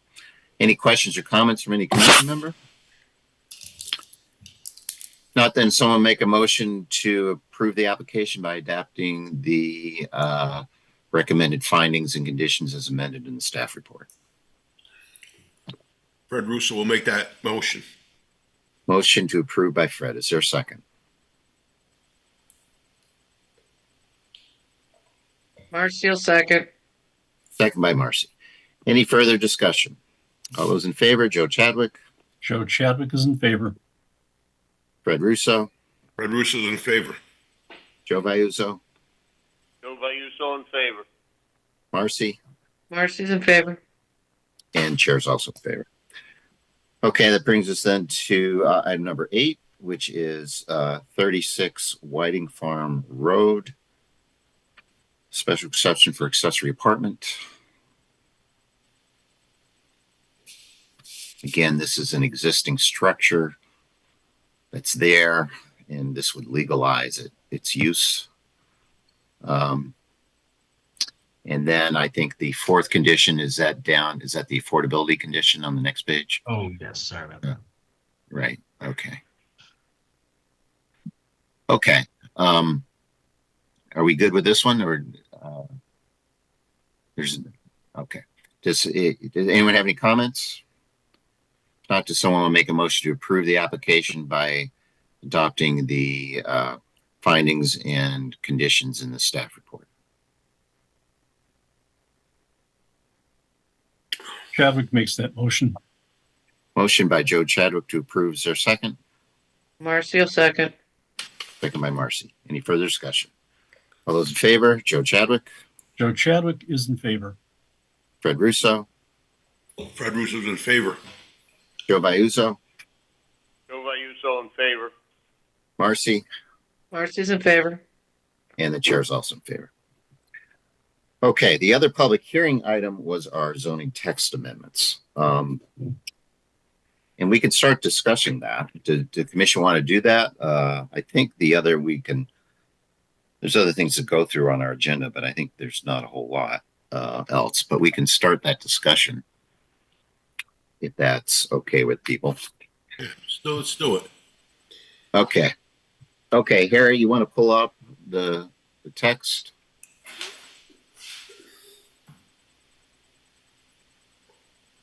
Sure. In my mind, there's the bulk of the regulations, and then there's the retaining wall. I mean, I'm kind of putting the retaining wall in a separate thing because that's where we've had the most public comment. But we have a bunch besides that, so it's what. Maybe we'll start with the other stuff. Again, this is the, I can go back to the beginning. And I don't know if there's anything anybody want to hit on. I don't recall myself that there was a lot of concern or anything expressed in terms of, except for minor changes, the one minor change that Joe Chadwick mentioned. But any of the items other than the change in the provision of the exception to section 6.8, change from 100 feet to 25 feet, respect to critical coastal resources in the inland wetlands, as well as the retaining wall discussion. I don't recall anything else. Yeah, that's right. I agree that the critical coastal resource one was another. So just quickly then, the first one was I don't want to pick on this. Excuse me, Chuck. I don't want to get picky on too much stuff and try to relitigate everything, but I thought we could. This isn't the time to reword it, but there's some problems with the site triangle definition, where it's referencing the graphic down below, and I tried to draw something based on the description of the site triangle, and it occurred to me that the relationship of roads approaching each other or driveways approaching a thoroughfare are not necessarily perpendicular. And the way that it's written is sort of like infers there's a perpendicular relationship. And I just sort of would prefer if we sort of put this up on the site, spend a little time thinking about this a bit. Sure. Harry? Well, we did get this language essentially from the engineering department. I don't disagree that it could be looked at more closely, but at least this would give us a little more definition for the time being. It's one way you could look at it. I mean, it's up to you. If you want to pull it and look at the thing all over again, sure. But that's where the language came from. So, is this something you can look at before the next meeting and tweak it? Well, at this point, you close the public hearing. So if we're tweaking the language we've got here, yeah. I don't know where we're going with it exactly. So maybe I can talk. Is there something specific you can give me, Joe, or maybe think about it for the next? I could send you something over the weekend. All right. Is that due process wise okay? I think so. I mean, I'll share it with the whole commission, but we're commenting on something before us, I guess. So it's strictly editorial. It does not change the substance. Okay. Sure. That sounds good. Okay. So moving on then, So Joe may have a comment. He'll send you about the language for the site triangle definition. And then moving on, the next one is what? I think there were anything else in the definitions from anyone? Then moving on then to 3.3, the permitted uses again, correcting a typo in 3.4. That seems pretty nothing. And then 3.8b. Any comments on this?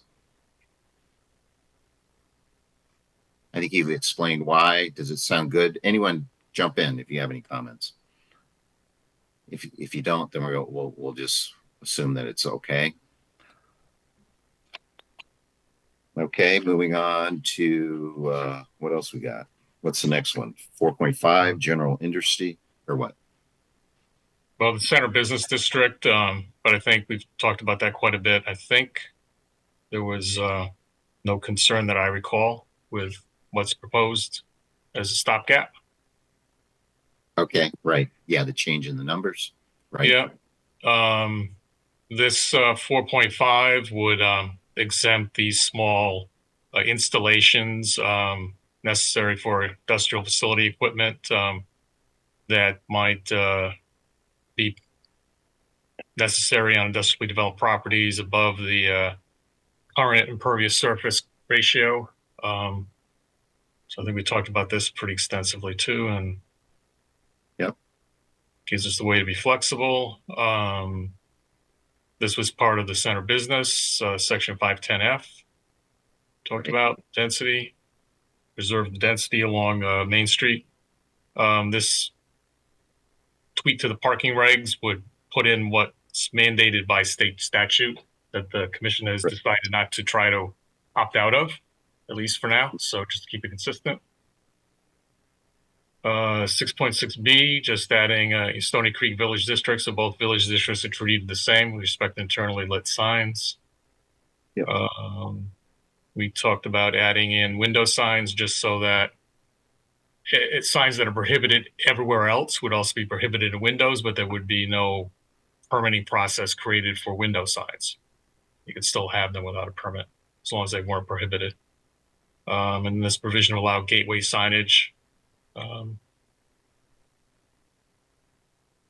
put together by the town. 6.8b, just to be incredibly clear that a special exception is required by section 6.8b for the activities that are, except for the activities excluded in the exclusion section, which is right here. Again, there's the 25 and the 100 feet. So that is something place we could stop right here. Yeah, let's stop here. Okay, so this is the one, and what were the comments that concerned by DP, and I could put the letter back up, but they were concerned that it was reducing control over potential problematic applications along the shoreline. Their concern was more with the saltwater, the critical coastal resource element of it. Exactly. I did quickly comment about the. I'll put the letter up quickly if it wants to read it. So it's somewhat lengthy, but again, as you said, mostly about the exempt activities. Could have significant adverse impacts on centers of coastal resources, conducting in proximity to those resources and not afforded protections of 6.8. Reducing the threshold they saw as potentially increasing the likelihood of serious adverse effects on coastal resources. Was the rationale for us doing this is because haven't we had a lot of application where it just seemed unnecessary? Is that correct? Or why did we, was that the rationale? That was the rationale that this is a regulation on top of this coastal site plan review process, and that that process by and large, with, exceptions do come into play there, as we noted, the cut and two island application tonight. Right. Again, that's another choice for the commission. You don't need to adopt all the exemptions that are provided for in the statute. I mean, Branford has, but that's a process that would not require public hearing and notification of neighbors and that kind of thing. So that's an option, later down the line. The idea was to, reduce the number of applications. We had a lot of small applications, minor changes in grading. Any removal of vegetation, frankly, qualifies under 6.8 if it's within 100 feet of critical coastal resource. So it's a pretty inclusive net. And our proposal was to reduce it. And the idea is that this was sort of redundant of existing regulations. On the one hand, for coastal site plans, if they're doing a major activity, you're going to do it anyway. And this is sort of a redundant thing. And then for the inland wetlands, within it's redundant of it that would be within the upland review area. So we already have wetlands reviewing. Right. So, and the idea also was that it might sort of de facto create a 25-foot setback, if you will, in that people could look at their property. If they can move it 25 feet back from the critical coastal resource, then they wouldn't have to come to the Planning Zoning Commission for approval, by and large. I mean, there's some things they would, but which might be a benefit, sort of provides an incentive to move things a little bit back, where without the incentive, if it's 100 feet, you could get it right up to the critical coastal resource, depending on the situation. I mean, with some properties, there's, coastal site plan review process, and there would be potential requirements of vegetated buffers and what have you, but that was the idea anyway. Okay. And so our option, sure, Joe. I'm sorry, I guess the question is, how many times does the commission make a more strident requirement than what already exists? On one hand, I don't want this to be I should say on one hand, I don't want this to be perceived that we are lessening the enforcement of the requirements of building close to a coastal resource. Right. I'm not sure what we contribute except to, sort of listen and nod our heads when someone comes in with an application. Because if they're complying with all the regulations, we might find some cause to embellish something, but have we ever made a substantive change when someone comes in with a site plan application? I can't recall off the top of my head. I think there has been discussion about, as I mentioned, a vegetated buffer, but that's a coastal site plan requirement. That we've, I think, in a couple of circumstances have put in, and we do this typically as a, if there's any dust control measures needed. So soil and erosion control is what typically kind of comes up. We put in, sort of a blanket condition. If there's an issue that comes up, empower the zoning enforcement officer to go in and direct, measures to control dust, that kind of thing, to protect neighbors. That could be enshrined into the regulations itself, in another place, but how problematic that becomes, usually they're smaller properties and smaller issues. And if it's a bigger development, usually there's other processes that are there that commission can use to attach that condition to. So, I can't give you really specifics, but by and large, I think people making applications, commission's approving it with kind of minimal conditions, Benny.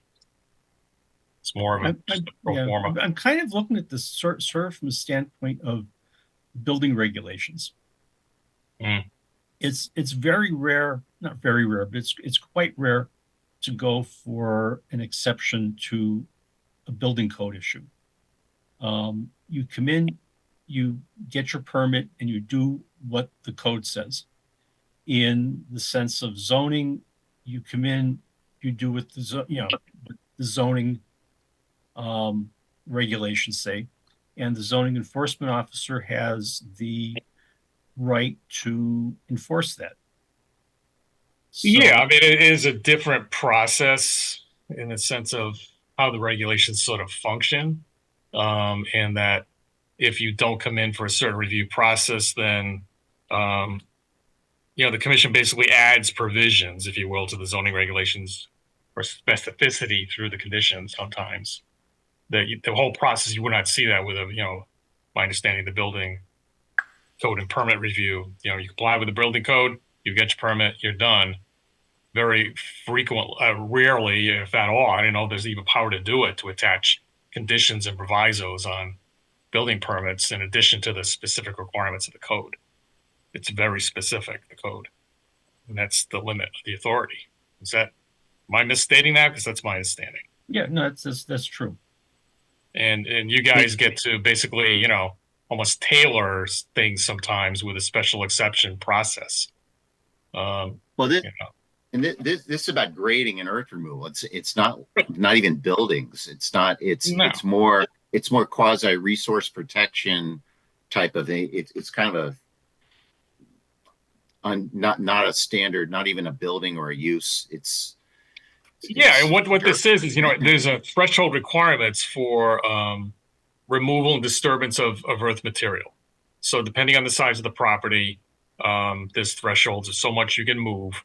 And so this applies throughout the whole town. And when you exceed the threshold, you need to come in for the review process, except if you're within 100 feet of a critical coastal resource, or except if you're within 100 feet of an inland wetland.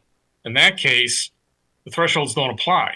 Any removal of any vegetation, any disturbance of earth needs approval through 6.8, even if it's extremely minimal. The de minimis line, we kind of like if we can't even see it on the plan. If it's not going to show up on the site plan, if it's less than a foot, I mean, it's not going to show up on a plan, so we don't, technically know about it. But it gets down to that level. But outside of these areas, you need to meet these thresholds for the 6.8 process to apply, for the approval to be required. The other testimony besides the DEP letter, which kind of threw them both in, what was most concerned about the critical coastal resource versus wetlands. There was Attorney Shansky who said that you spoke in support of this, that it should reduce it because it's a redundancy of the wetlands process. You don't need to do this if you're within 100 feet of a wetlands, you're already having to go to 4 wetlands, and this sort of covers that. That was her argument. And then you heard Attorney Ainsworth this evening sort of go the other way and say, no, we think it should be 100 feet because it's good for protection. Of course, both those attorneys are on the other sides of this 38 Howard, but yes, and that is it's having an active application sometimes I think cuts both ways, and it can bring up interesting implications of regulations that should be considered. On the other hand, it makes proposed regulation change very site specific, rather than the consideration being how does this apply throughout the town sometimes. So I think there's been a lot of testimony that this is in general a bad idea, or other testimony this could be a good idea. So yeah, I guess my question boils down to is, what are we contributing to the process, and is there sufficient enforcement to guarantee that proper work will be conducted? Yep.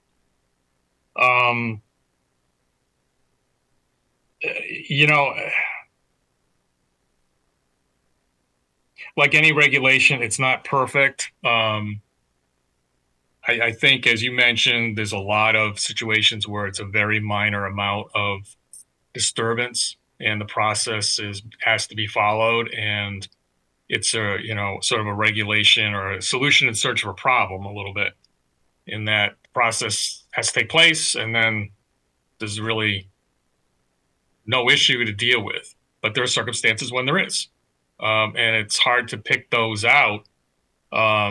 This 100 feet, 25 feet is a way to draw a line. Is it perfect? No. Given the objection of DEP, It might be advisable for the commission to pause this change, to have staff contact DEP, for us to explain and maybe look back at some of the applications that have taken place and say, DEP, look, we've already got coastal site plan process. Here's what the applications are under this regulation, and it's a lot of process for a little result, and see what they think about that. I am a little hesitant as staff, having gotten the letter, to strongly recommend going ahead with the regulation change in the view of the comments from DEP, particularly with respect to the critical coastal resources part of it. The wetlands, I think, a little bit different in that you've got a distinct body regulatory scheme and statutory support for the 100-foot upland review area around inland wetlands. So you've got a regulatory mechanism in place, different than P&Zs, but specific to that resource and those potential impacts. So you could, decide, hey, wait on the coastal part, go with the wetland part. That's an option too. When you say, could you call them and have that discussion before we vote? I mean, my concern I might be the conduit for new information from DEP at that point. I almost think it's probably better to take that out, frankly, if that's the route to go. Do you want me to go? We could. I consider DEP staff that you can hear. Oh, okay. It's not, I think that it's just like, it's a state agency, it's state staff, but Yeah, I can absolutely can do that. Yeah. My concern is that if we punt, it may be appropriate to punt, but for some things, but sometimes you just never end up doing anything. Yeah. I may not be able to do that by the next meeting, given my limited amount of time in the office, but I will, because I would like to, try to go back and, in that discussion, sort of give them at least several examples of, I can go back maybe a year or something and get all the 6.8 applications around the shoreline and see what they consisted of, and what were the issues, and what was the impact of having the review and the regulation. What kind of benefit? Did it modify a proposal? What did it do? Or did it do nothing? Right. Yeah. No, I think, real life experience is helpful. I think that was what motivated us to change it anyways, that we seemed like these were probably just regulatory burdens that were sort of redundant and sort of, excesses bureaucracy. Right. Else, right. But in light of that, I'm happy to do that. Yeah, maybe you could. And if you don't get anywhere, maybe we leave the 100 for critical coastal resources, but keep 25 or pick a number in between for wetlands or something. I don't know. Fred, any thoughts? I'm just listening. This stuff is fairly new to me. All the way these regulations are being rewritten, and so I'm going to listen. And I think, Chuck, whatever you believe is right, I'm going to go with you. Thanks, Fred. Joe Vayuso, any? Yeah, I'm doing the same thing. Unfortunately, I'm listening because you guys are more up on it than I am. I'm just trying to learn at the same time and listen. And I think you guys are saying is you're going down the right road, I think. Right. Thanks, Joe. Marcy? I just think we should be consistent with what the state's doing if they're going to write that strong of a letter. I think we should respect that. No, I'm questioning why we're changing something that the state and is consistent throughout the state. Like, why is Branford different than all these other towns necessarily? One of the questions is, are we different? I mean, I don't know. Yeah, I don't know of other towns, and I can check some shoreline towns and see if they have a special exception requirement for earth disturbance, any earth disturbance, any vegetation disturbance within 100 feet of a critical coastal resource. We may be unique, we may not be, but I can check that out as well. Okay. So why don't you try to do that, and we can take this one up in a bit. and see if we get anywhere. And if not, we can leave it at 100. Because yeah, I get the fact when you get a state agency saying don't do it, you know, deference to their expertise may suggest, well, okay, maybe you got a point. But I'd like to push back a bit because it seems to me we get a lot of the 6.8 is redundant, but we'll see. Okay, continuing. I think under 6.8F, we have a solid is going to, or 6.8C, are we at? There was the 25,100, and then this is just I think this was a typo. Yeah. Right, definitely. Yeah, change that. And we talked about this, and I will note this is where Joe Chadwick was suggesting changing solid rock to stable rock formation, which makes a lot of sense. So we can add that to the wording change here. I don't know if there's any additional discussion you guys want to have. Harry, how did you go from 6 point, if you roll back, what was it? A, B, C, D. We were on 6.8D, and then it went, or C. Where's D? Oh, I didn't put every section of the regulations here. I just okay. All right. put in where you were changing, a regulation. Okay, no problem. Section, that's all. Got it. There's no changes proposed for those. Got it. No problem. Yeah, Harry, this is Massimo. Right? I have a question. I want to go back to the retaining walls. Can I ask a question on that about what's in our definitions there? We haven't even gotten to retaining walls. No. Oh, okay. You haven't got there yet. Yeah. Okay, go ahead. Let's move forward. Okay. So we talked about this. This would just make rock slopes consistent with retaining walls in terms of having limit of 8 feet in height and the terracing requirement of the 4 feet separation.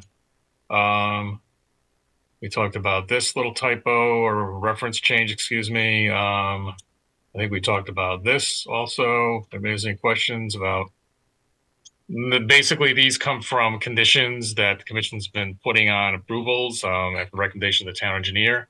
So this sort of enshrines those conditions into the regs.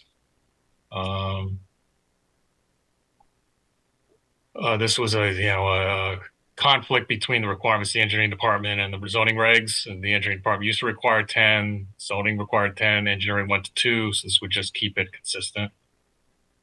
And here we are at retaining walls. Okay, so for retaining walls, Marcy, I know you recused yourself. We're not ready to vote yet, but I don't know. I guess I don't even know who's up, for I think it might be Sharon. I don't know, Sharon Amazimo.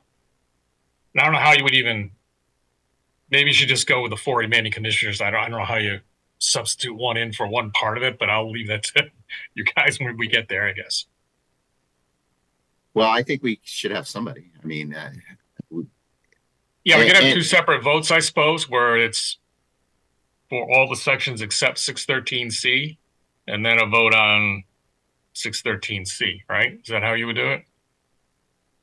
Well, yeah, we're not voting tonight anyway. No, I understand that, but in terms of who's participating, right? Yeah. That brings one more person into the discussion right now.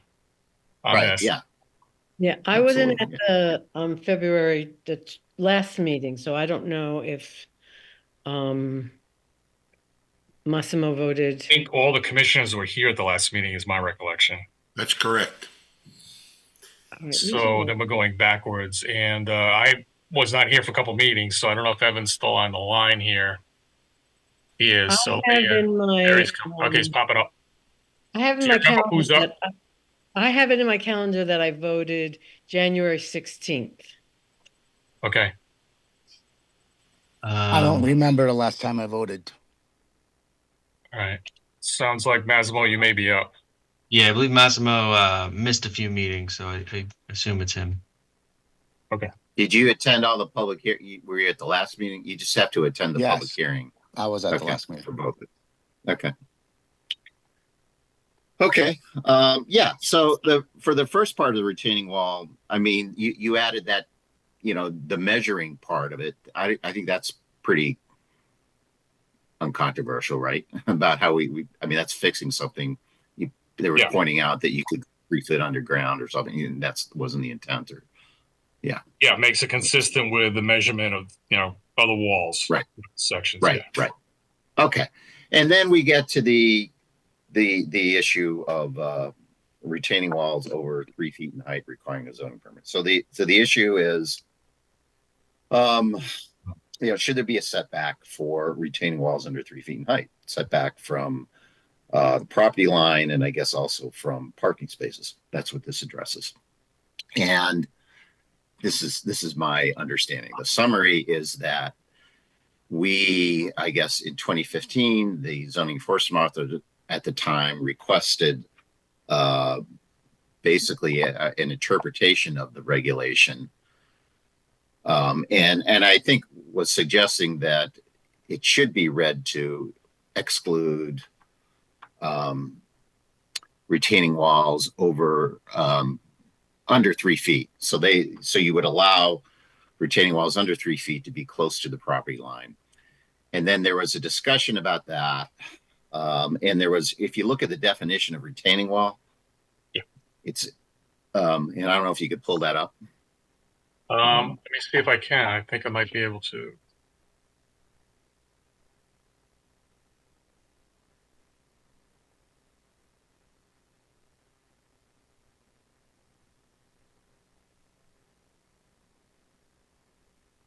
Right here. Okay. Wall built to retain or support or earth or other materials that are not part of a building or structure and utilized to provide changes in grade that cannot be accomplished with stable earth or rock slopes. So I think we had a discussion then at the time was that if it's under 3 feet, then maybe it's not, doesn't have to, for that last part, you could, for smaller ones, you actually could do something with rock slopes or stable earth if it's small enough so that, the 3 foot requirement would,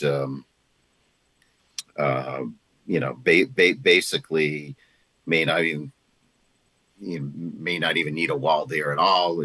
You could do it another way. So therefore treat it similar like that. So it doesn't have to be regulated.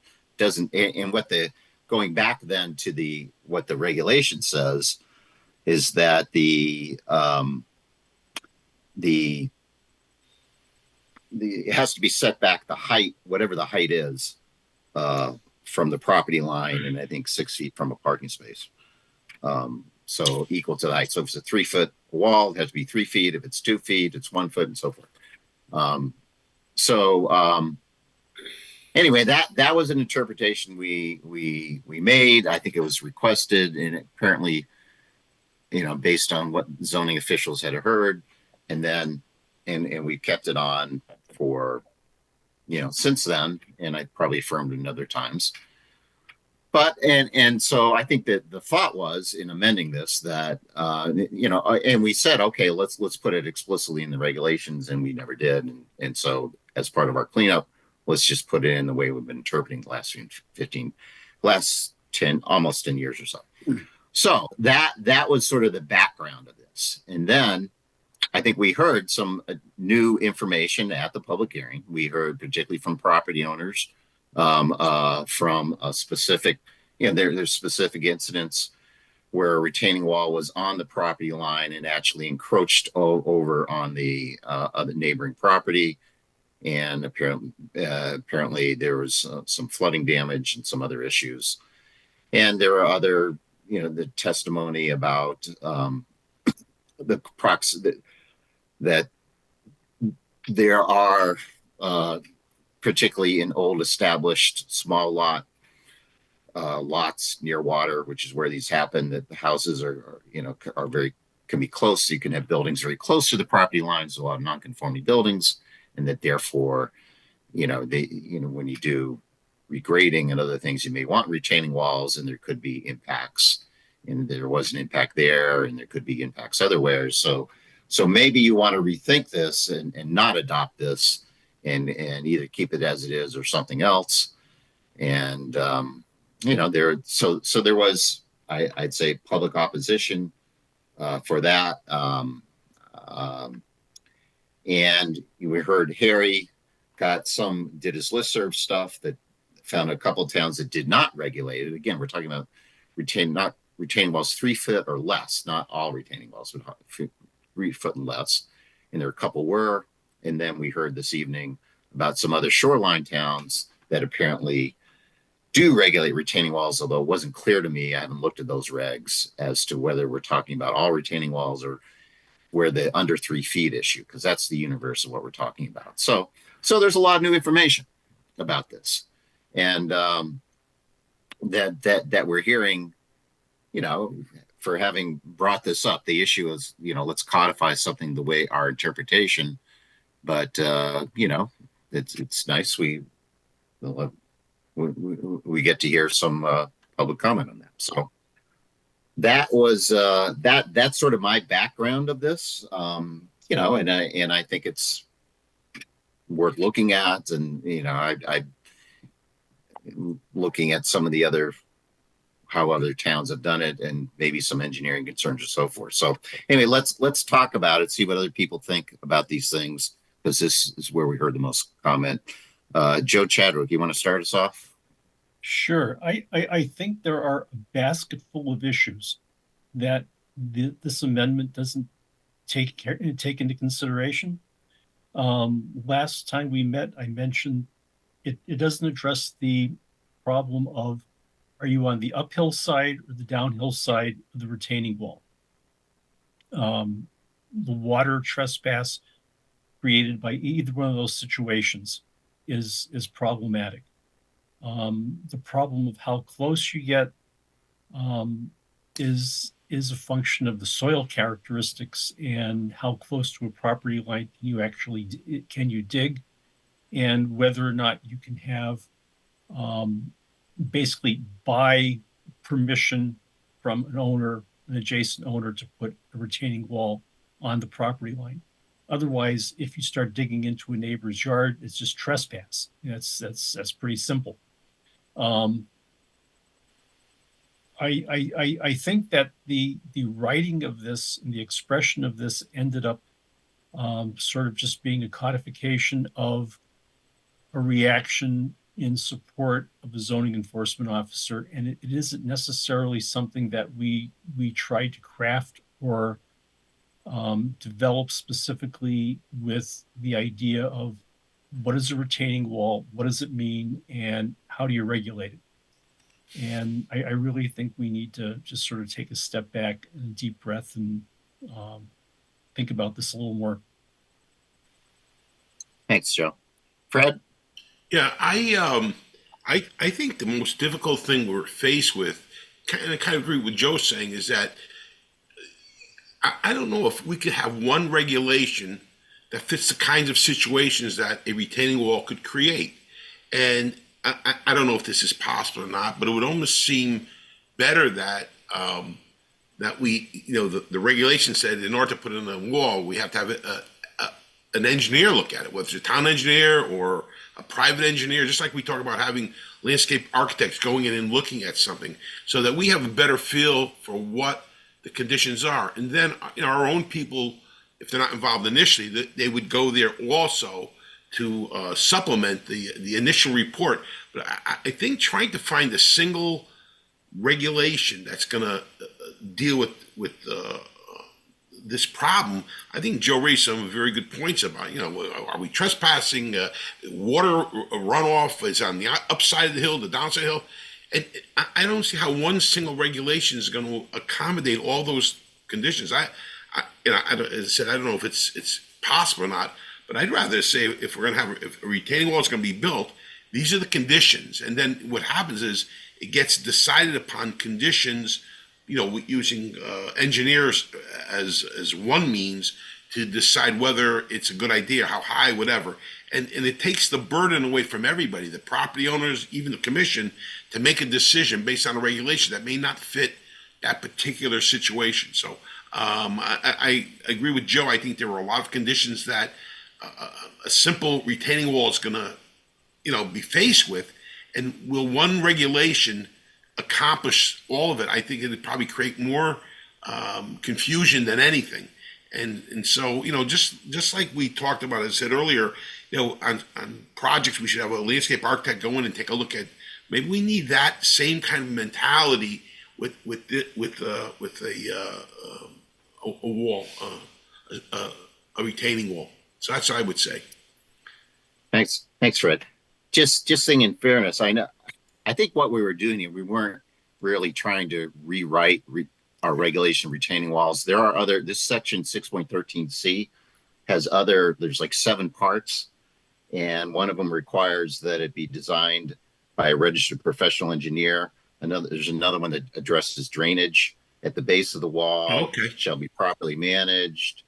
So it's not like those things aren't addressed. It's this is mainly just the setback issue, and there are some other parts of it that are there. But I mean, it's still just fair point. Just to Well, Chuck, would the setback issue be addressed by the engineer?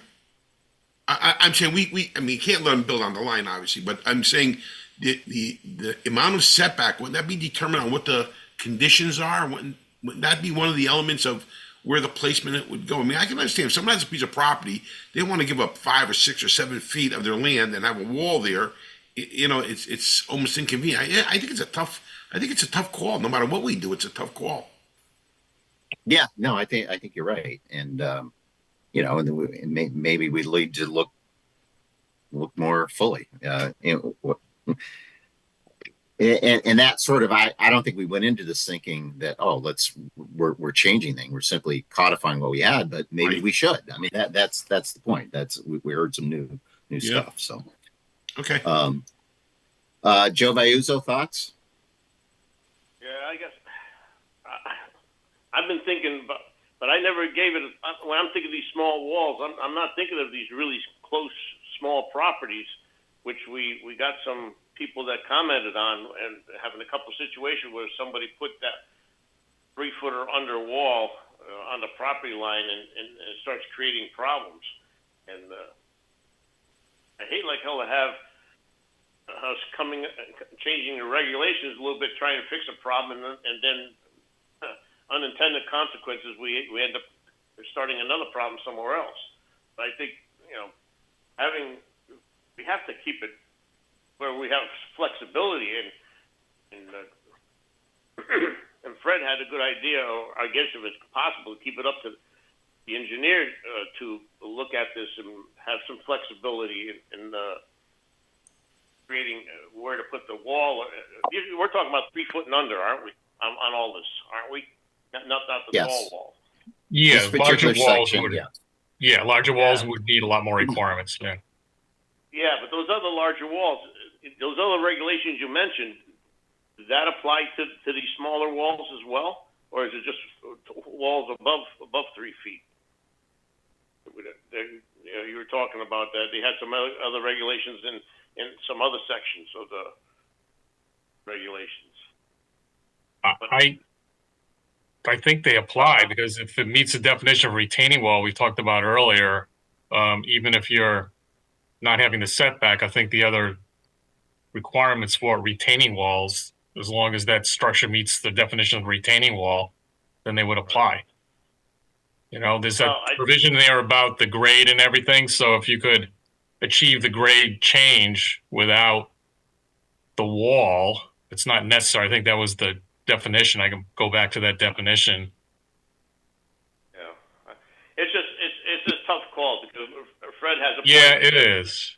You're creating, you're trying to fix one thing and may create another, and no one regulation is going to cover everything. And I'm working, when we're thinking of all these walls, at least when I was thinking of these walls, I wasn't giving thought to these really small properties. I was just thinking of, more larger properties, more for aesthetics or whatever. But some of these walls have on these small properties have a use, and for whatever reason, might be deterring, changing the water flow, or something like that, as well as not just changing the grades. I mean, it could be a major problem if the regulations are not properly written. So this could be a problem if we don't do it right. Yeah. Yeah, the problem with any zoning regulation is, I mean, you say you want flexibility, but you can't. I mean, yeah, a setback is a setback. I mean, that's in theory why you have ZBAs. And frankly, that's what the neighbors had said. That's their suggestion that, hey, if you know, keep it or 3 feet, keep it that you keep the setback in for all retaining walls, which is not how we've interpreted it, but that's arguably how it's written. And if someone thinks they can do it, they can apply for a variance. That's show a hardship or something. So that is, yeah. Especially small. Yeah. So building a rock wall on the property line is pretty hard to do if the neighbor next door doesn't want you on their property. You know. And then the maintenance. I think setbacks need to be enforced or need to be inputted in the regulations a little bit, not something that's on the property line. Right. At least I'm thinking that way right now, but who knows?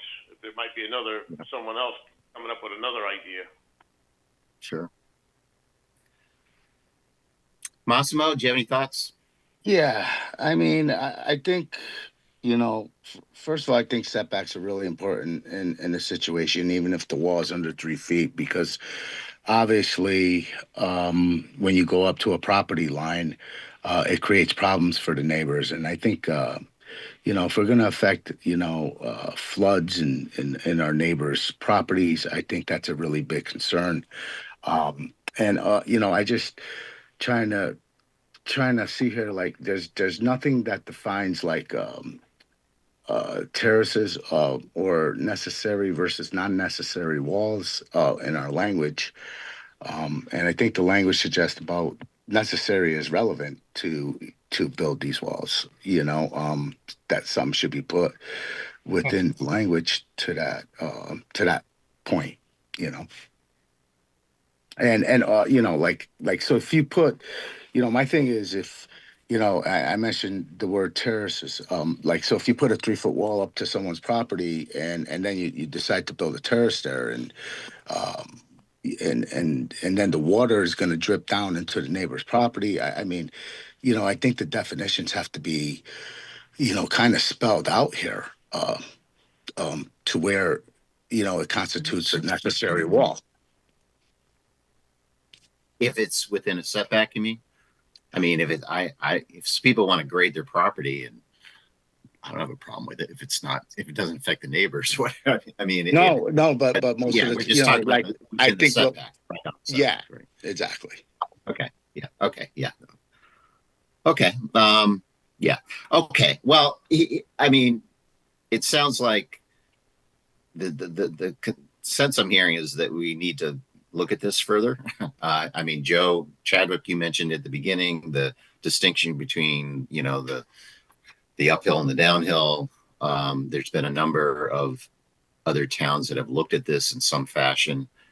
I think we started out thinking this was rather non-controversial, that this is the way we've simply been interpreting it. And frankly, hadn't heard a lot of protest.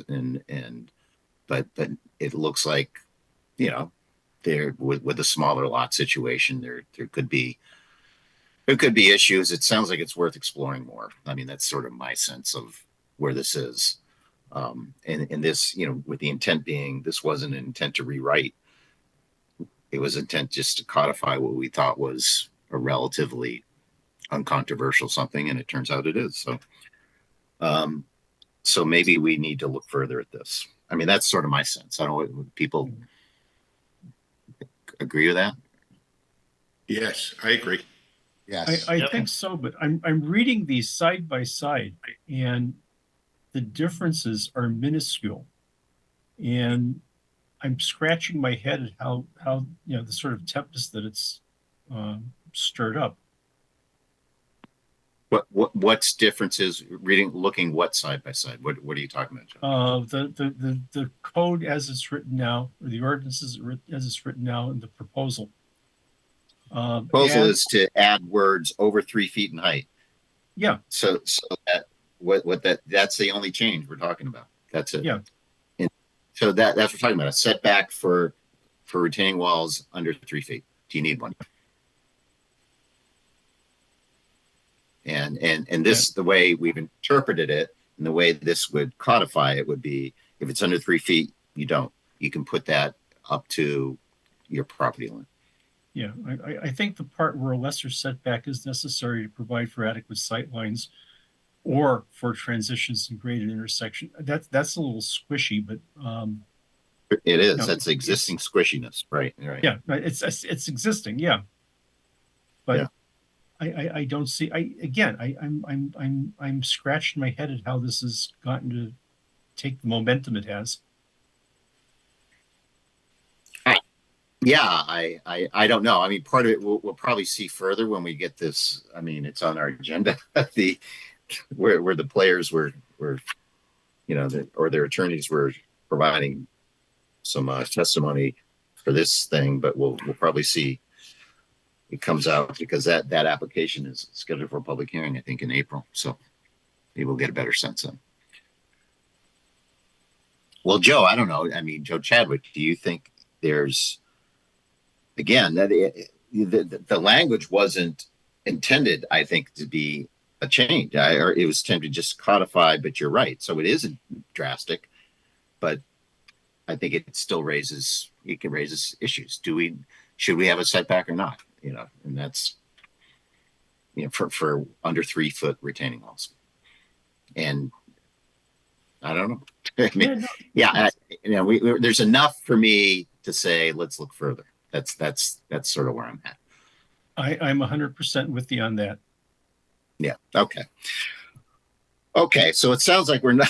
It sounds like we may punt on this, but so let's go on, Harry, to the next section.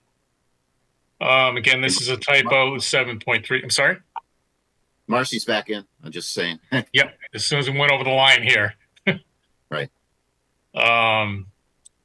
This vehicle queuing, there was an interpretation regarding the McDonald's application. I think we've talked about that.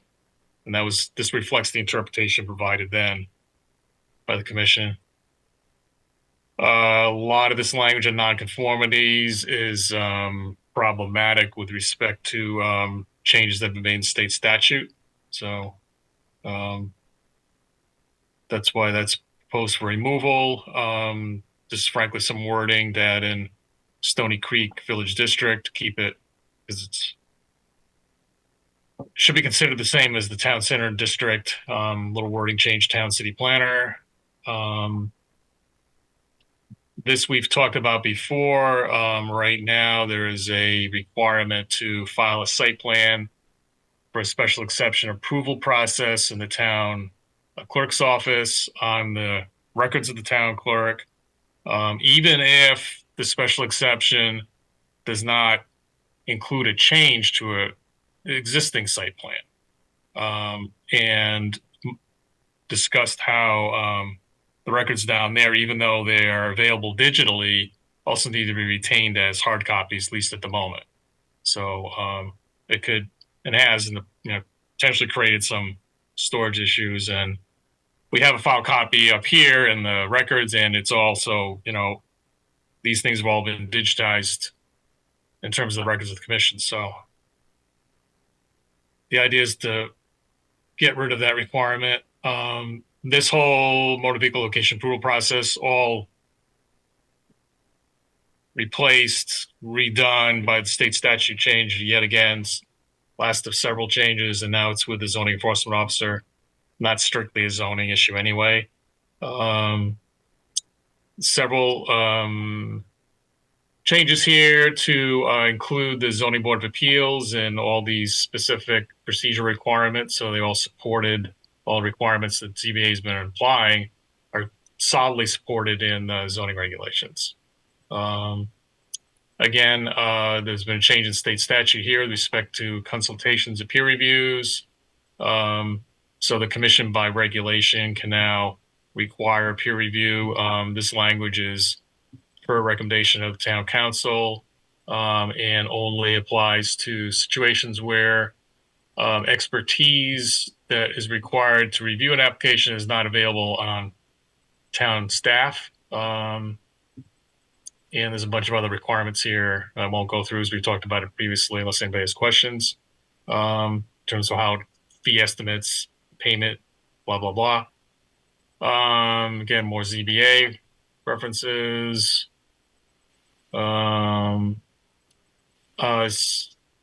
This change would follow the wording of the state statute and would give us, frankly, a little more time to make the referral. Statute says it's the day of receipt, not the day of submission to the Planning and Zoning Department. So we don't need to do it on the day of 7 days from the date of submission. That gives us a little more time and allowed by statute. ZBA reference. Again, updating references to portions of the statute, and we got a comment on this from DP. So I think there should be one more change here. I want to say it's 22-104. So I will double check that.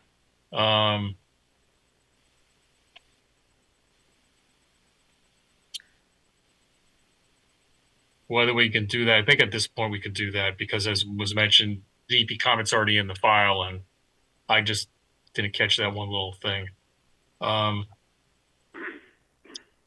we talked about bonding requirements, and this would change the, instead of getting bonds at 4,999, this little wording change would allow them to be at 5,000.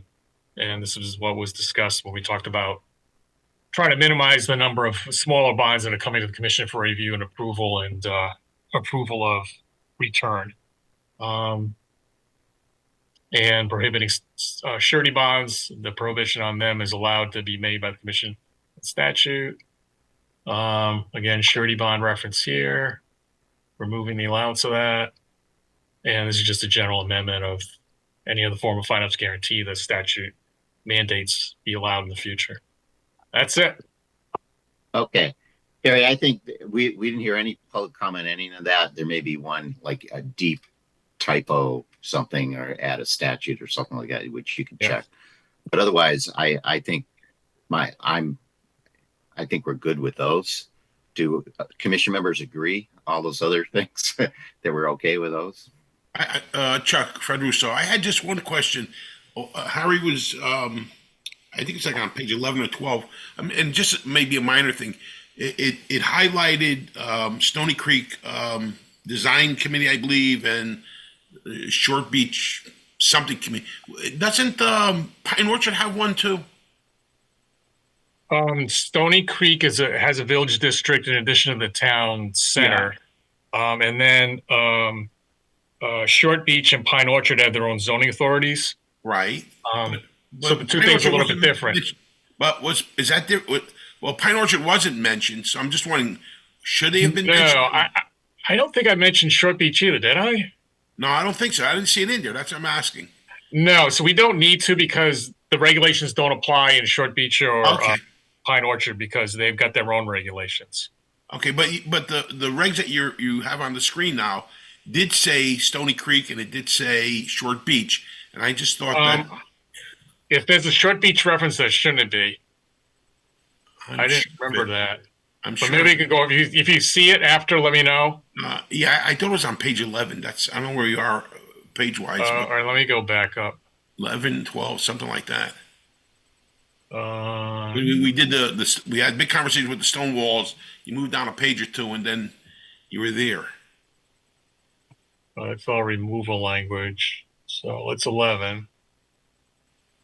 It was mid-page. Let's see. There's something on page 10. There's a reference to the Stony Creek Architectural Review Board in the Stony Creek District. And also was Stony Creek and Short Beach? I don't think so because I don't know. Short Beach. I just did a word search for short and I didn't find anything. Which right there? Stony Creek. Both Stony Creek and Stony Creek, yeah. Oh, okay. The town center is being confused with Short Beach. Okay. Maybe. Okay. But if you do see a reference somewhere to Short Beach, let me know because there shouldn't be anything. Okay. All right. I think that's it. Okay, we're good. Okay. Yeah, no, I just did the word search on short. I came up with nothing. Okay. Thank you. Good. Anyone else? Okay, so it sounds like then that we're at a point, the things that you want to talk with Deep if you can. The outstanding issues are the 6.8 issues, the 100 feet. Again, we have these exemptions saying the exemptions don't apply if you're 100 feet within critical coastal resource or inland wetlands. We want to change it to 25. Deep says leave it at 100 for critical coastal. And Harry, you said, well, wait a minute, let me just give you some real life stuff. Look over last year. Do we really need that? Maybe have a conversation with them, see if they tell you anything differently. And if not, then, maybe report back to us, and maybe we say, okay, maybe we keep the 100 for them. And then we decide if we want to keep that for wetlands. So that's one outstanding issue. And then I think it sounds like for the retaining walls, I think we're good on the height measurement. That's still part of that in that section, changing that. I think that's a correction. But for the other one, it sounds like we're not going to add that language in, and we're going to review further on that. Apart from this application, the further review would be outside of this, right? Yeah. Outside of this application. Okay. And then you just mentioned something, another Deep comment. There's the statutory reference. Right, statutory reference, and then there was a rock slope versus or whatever. Joe Chadwick made a correction to a word here. Right, solid rock to a solid a rock. Yeah, stable rock formation. Yeah. So I think if you can compile that, I don't know if you'll be ready. If you'll have comment back from Deep. Yeah, we'll see. I mean, I hate to lose the momentum too. So. Right. Yeah. But yeah, we could. I don't know if we'll be ready to vote at the next meeting. That's my question, or maybe it's 2 meetings. It sounds like I can. I'll try to do a quick selection, or at least touch base with DEP.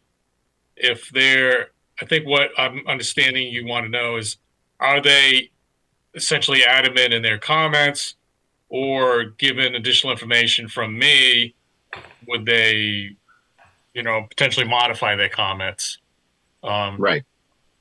And I mean, one option certainly is to just say, hey, when in doubt, don't, and just don't change the reg with respect to the coastal resources, at least. And then you can consider whether to change it with respect to the inland wetlands. So I'll try and do that by the next meeting. I think it's important to keep going on this because I don't want to, have it delayed. The whole process has been extremely protracted, and I apologize for that, but that's sort of the nature of, our ability to get in some of these jobs. So I have a question. It's Marcy. Should inland wetlands be consulted and offered an opinion on it, since it relates to their work? Talked to staff. I don't know if staff over there brought it to the commission in a way, the agency themselves.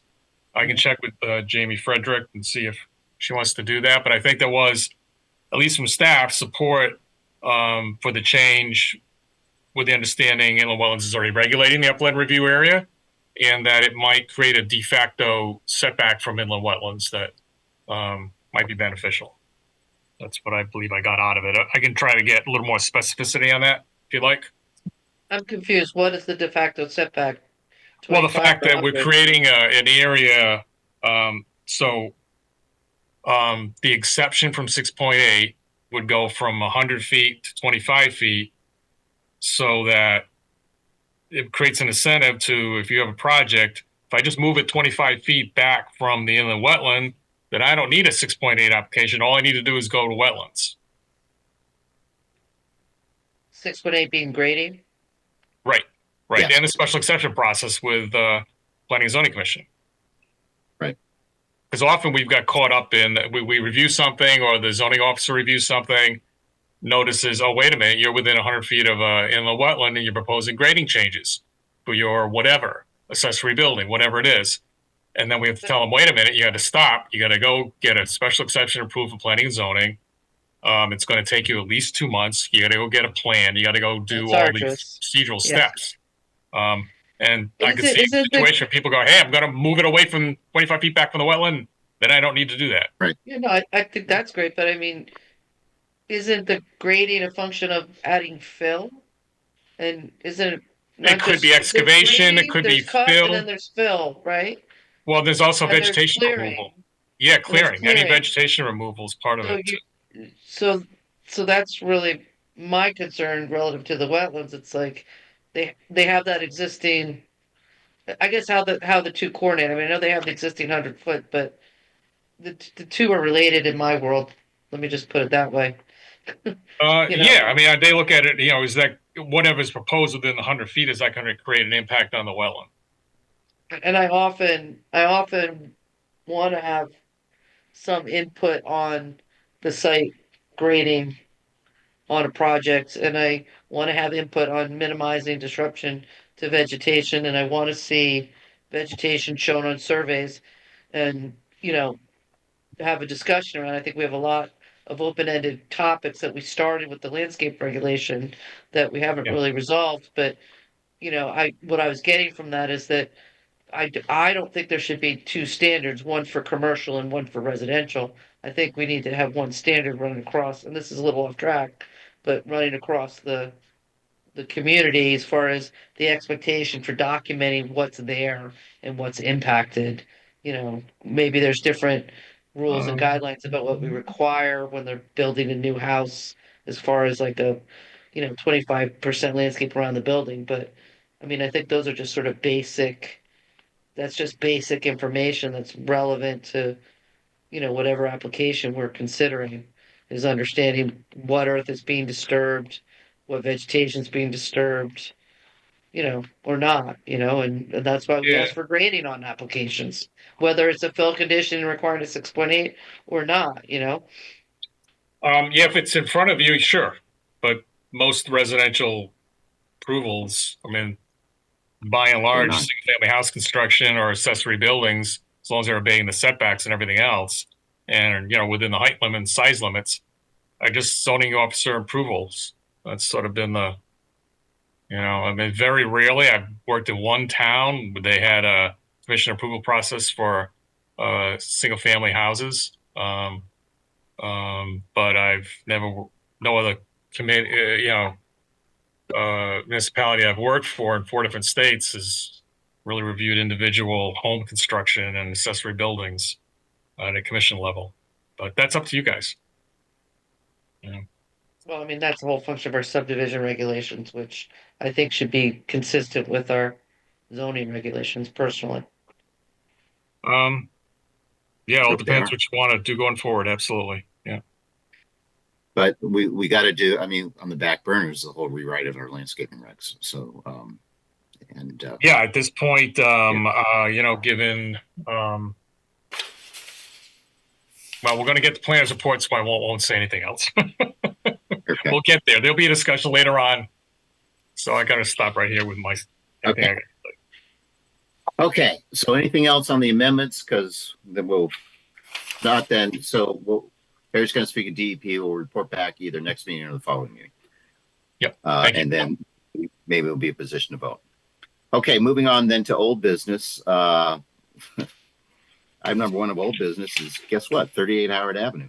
Kim McCabe and Charles Watts, applicants, owners, and that we have a section 6.8 special exception for scheduled for a public hearing on April 3rd. So we'll that should be fun. And then for item number 2, it looks like we have a public hearing, the next one for old business, a 4 dwelling units at 48 Cedar. So nothing to do tonight on that. For new business, there's 2 items. Item number 1, Mariners Landing. 5246. It's Mariners Landing. That's an approval of the special exception modifying that Mariners Landing. That's the one, obviously right by Stony Creek Brewery.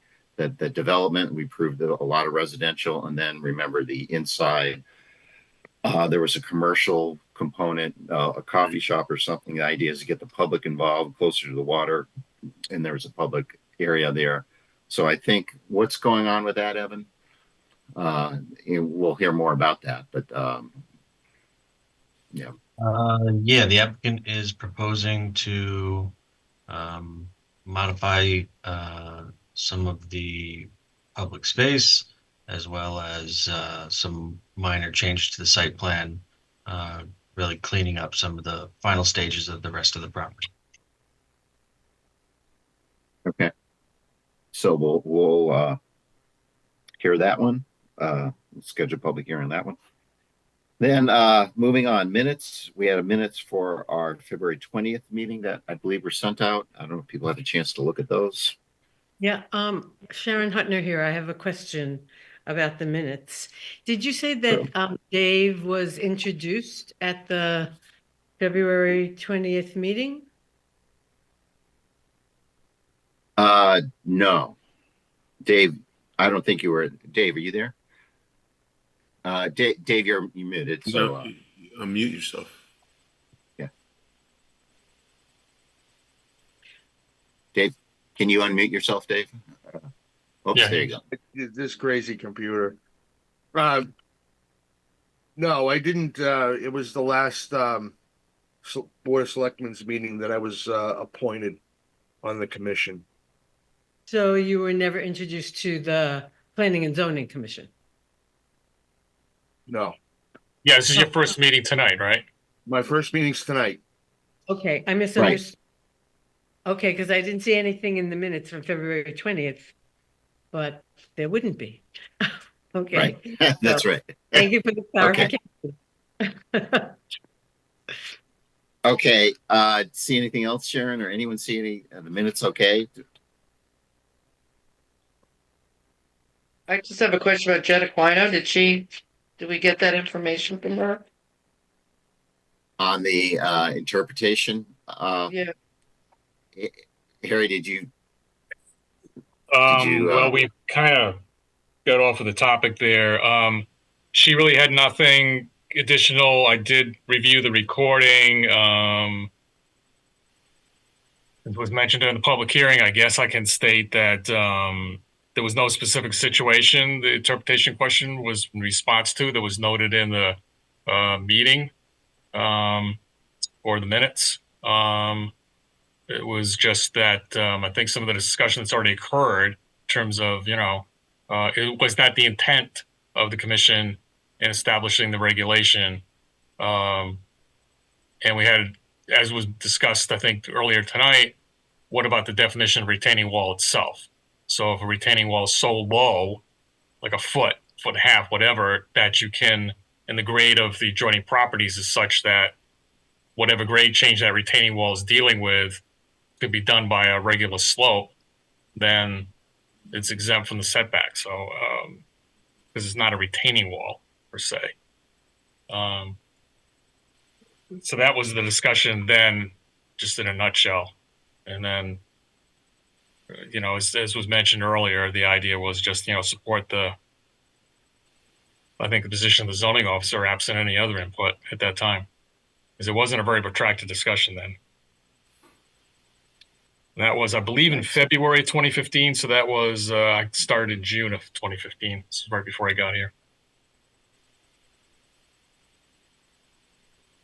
Okay. So anything else on the minutes? If no one saw any errors, they looked okay. So I want to make a motion to approve the minutes for the February 20th meeting. Fred Russo makes that motion. Motion by Fred. Is there a second? Chadwick seconds. Second by Joe Chadwick. Further discussion? All in favor? Joe Chadwick. Joe Chadwick is in favor. Fred Russo. In favor. Joe Bayuso. Joe Bayuso in favor. Marcy.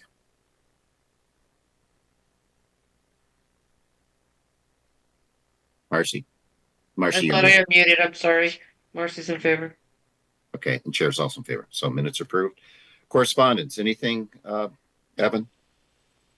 Just one regulation amendment sent over from Guilford relating to motor vehicle refueling stations. Thanks. Other business. Planners report, Evan. I do have some news. This will be my final planning and zoning commission meeting with the town of Branford. I'll be moving on and becoming a town of Plainville town planner. Congratulations. Thank you, Fred. Congratulations, Evan. Appreciate it. Wish you well. Thank you. Yeah. Congratulations. I appreciate all the hard work you've done, Evan. Yeah, you got to smile at least. Come on. That's better. Look at Harry. He's smiling. Oh, he retired. That's why. Do they do Zoom meetings or are they in public? Do you have to do public night meetings or Zoom meetings? Yeah. In public, in person, old school. Boy. Hope it's close to home. Yeah, I'd say, why did I buy that condo, right? That's what I'm saying. Something like that. Yeah. Well, Evan, we really appreciate it. It's been great. I mean, I love your preparing all the staff reports, getting up there, and as we're fiddling around, writing stuff in while we're speaking, and sure enough, we can vote right on it because you do it while we speak. We love it. So they'll love you up there, and we'll miss you. Appreciate that. Yep, ditto. It's like having Batman and Robin. I know it. I'm not sure who's who. I'm not going to say. And Evan, yeah. And what's our planning situation after you leave? Who do we got? Some temps, or what's the deal? Or, do you know? We will be bringing on a consultant, Taiki firm, to be doing some reviews, and hopefully getting some additional staff in soon. Thanks.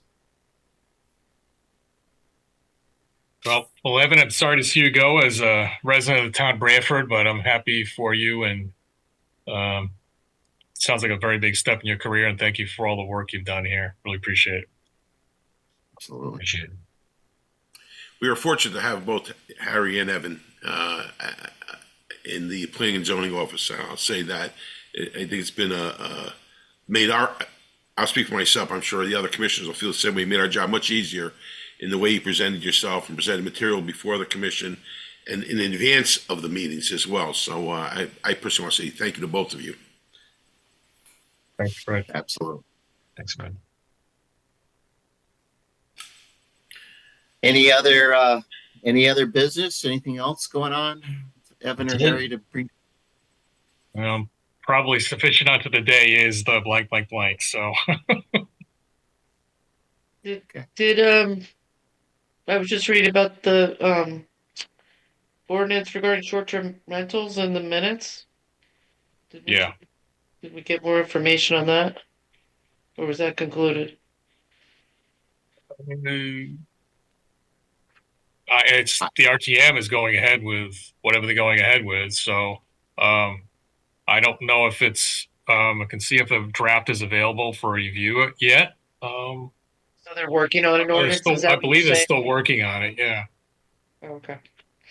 Yeah, when I spoke before the last meeting, I think I summarized. I did speak with Peter Henschel, and the main change is that our existing interpretation of accessory uses said it had to be for a week. Essentially, you couldn't. The short term meant a week, and the ordinance will allow it, I think, daily. Oh, really? Wow. Yeah. And then do we have to hold a public hearing to get public input on that? When you adopt an ordinance, I'm not sure. Does the RTM have to have a public hearing? I don't know. I think they should, but because you may get a lot of input on that. So, but I ought to know. I've lived in this town a while. It's not a regulation amendment or whatever in our zoning. Not a zoning amendment. It's it's not ordinance. Our commission. Yeah, okay. It's an RTM. It's the RTM that's doing it.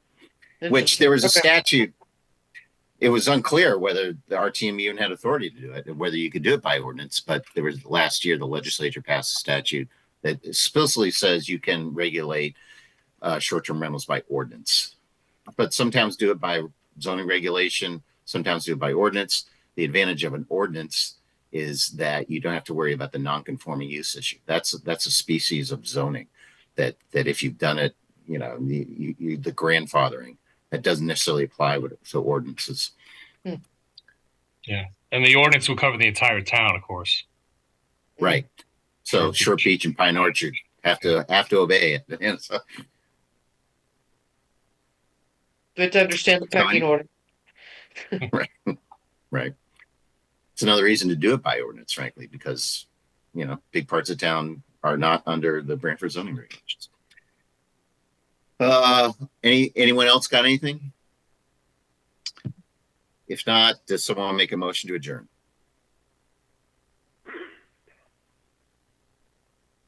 I'll make that motion. Motion adjourned by Marcy. Is there a second? Did someone second it? I didn't hear it. Chadwick seconds. Joe Chadwick seconds. Any further discussion? All those in favor? Joe Chadwick. Joe Chadwick is in favor. Fred Russo. Fred Russo is in favor. Joe Vayuso. Joe Vayuso in favor. Marcy. Marcy's in favor. Chair is also in favor. Okay. We're adjourned. Good night, everyone. Good night. This program was brought to you in part through the support of the Town of Branford. Watch town meetings and other videos on demand at BranfordTV.org.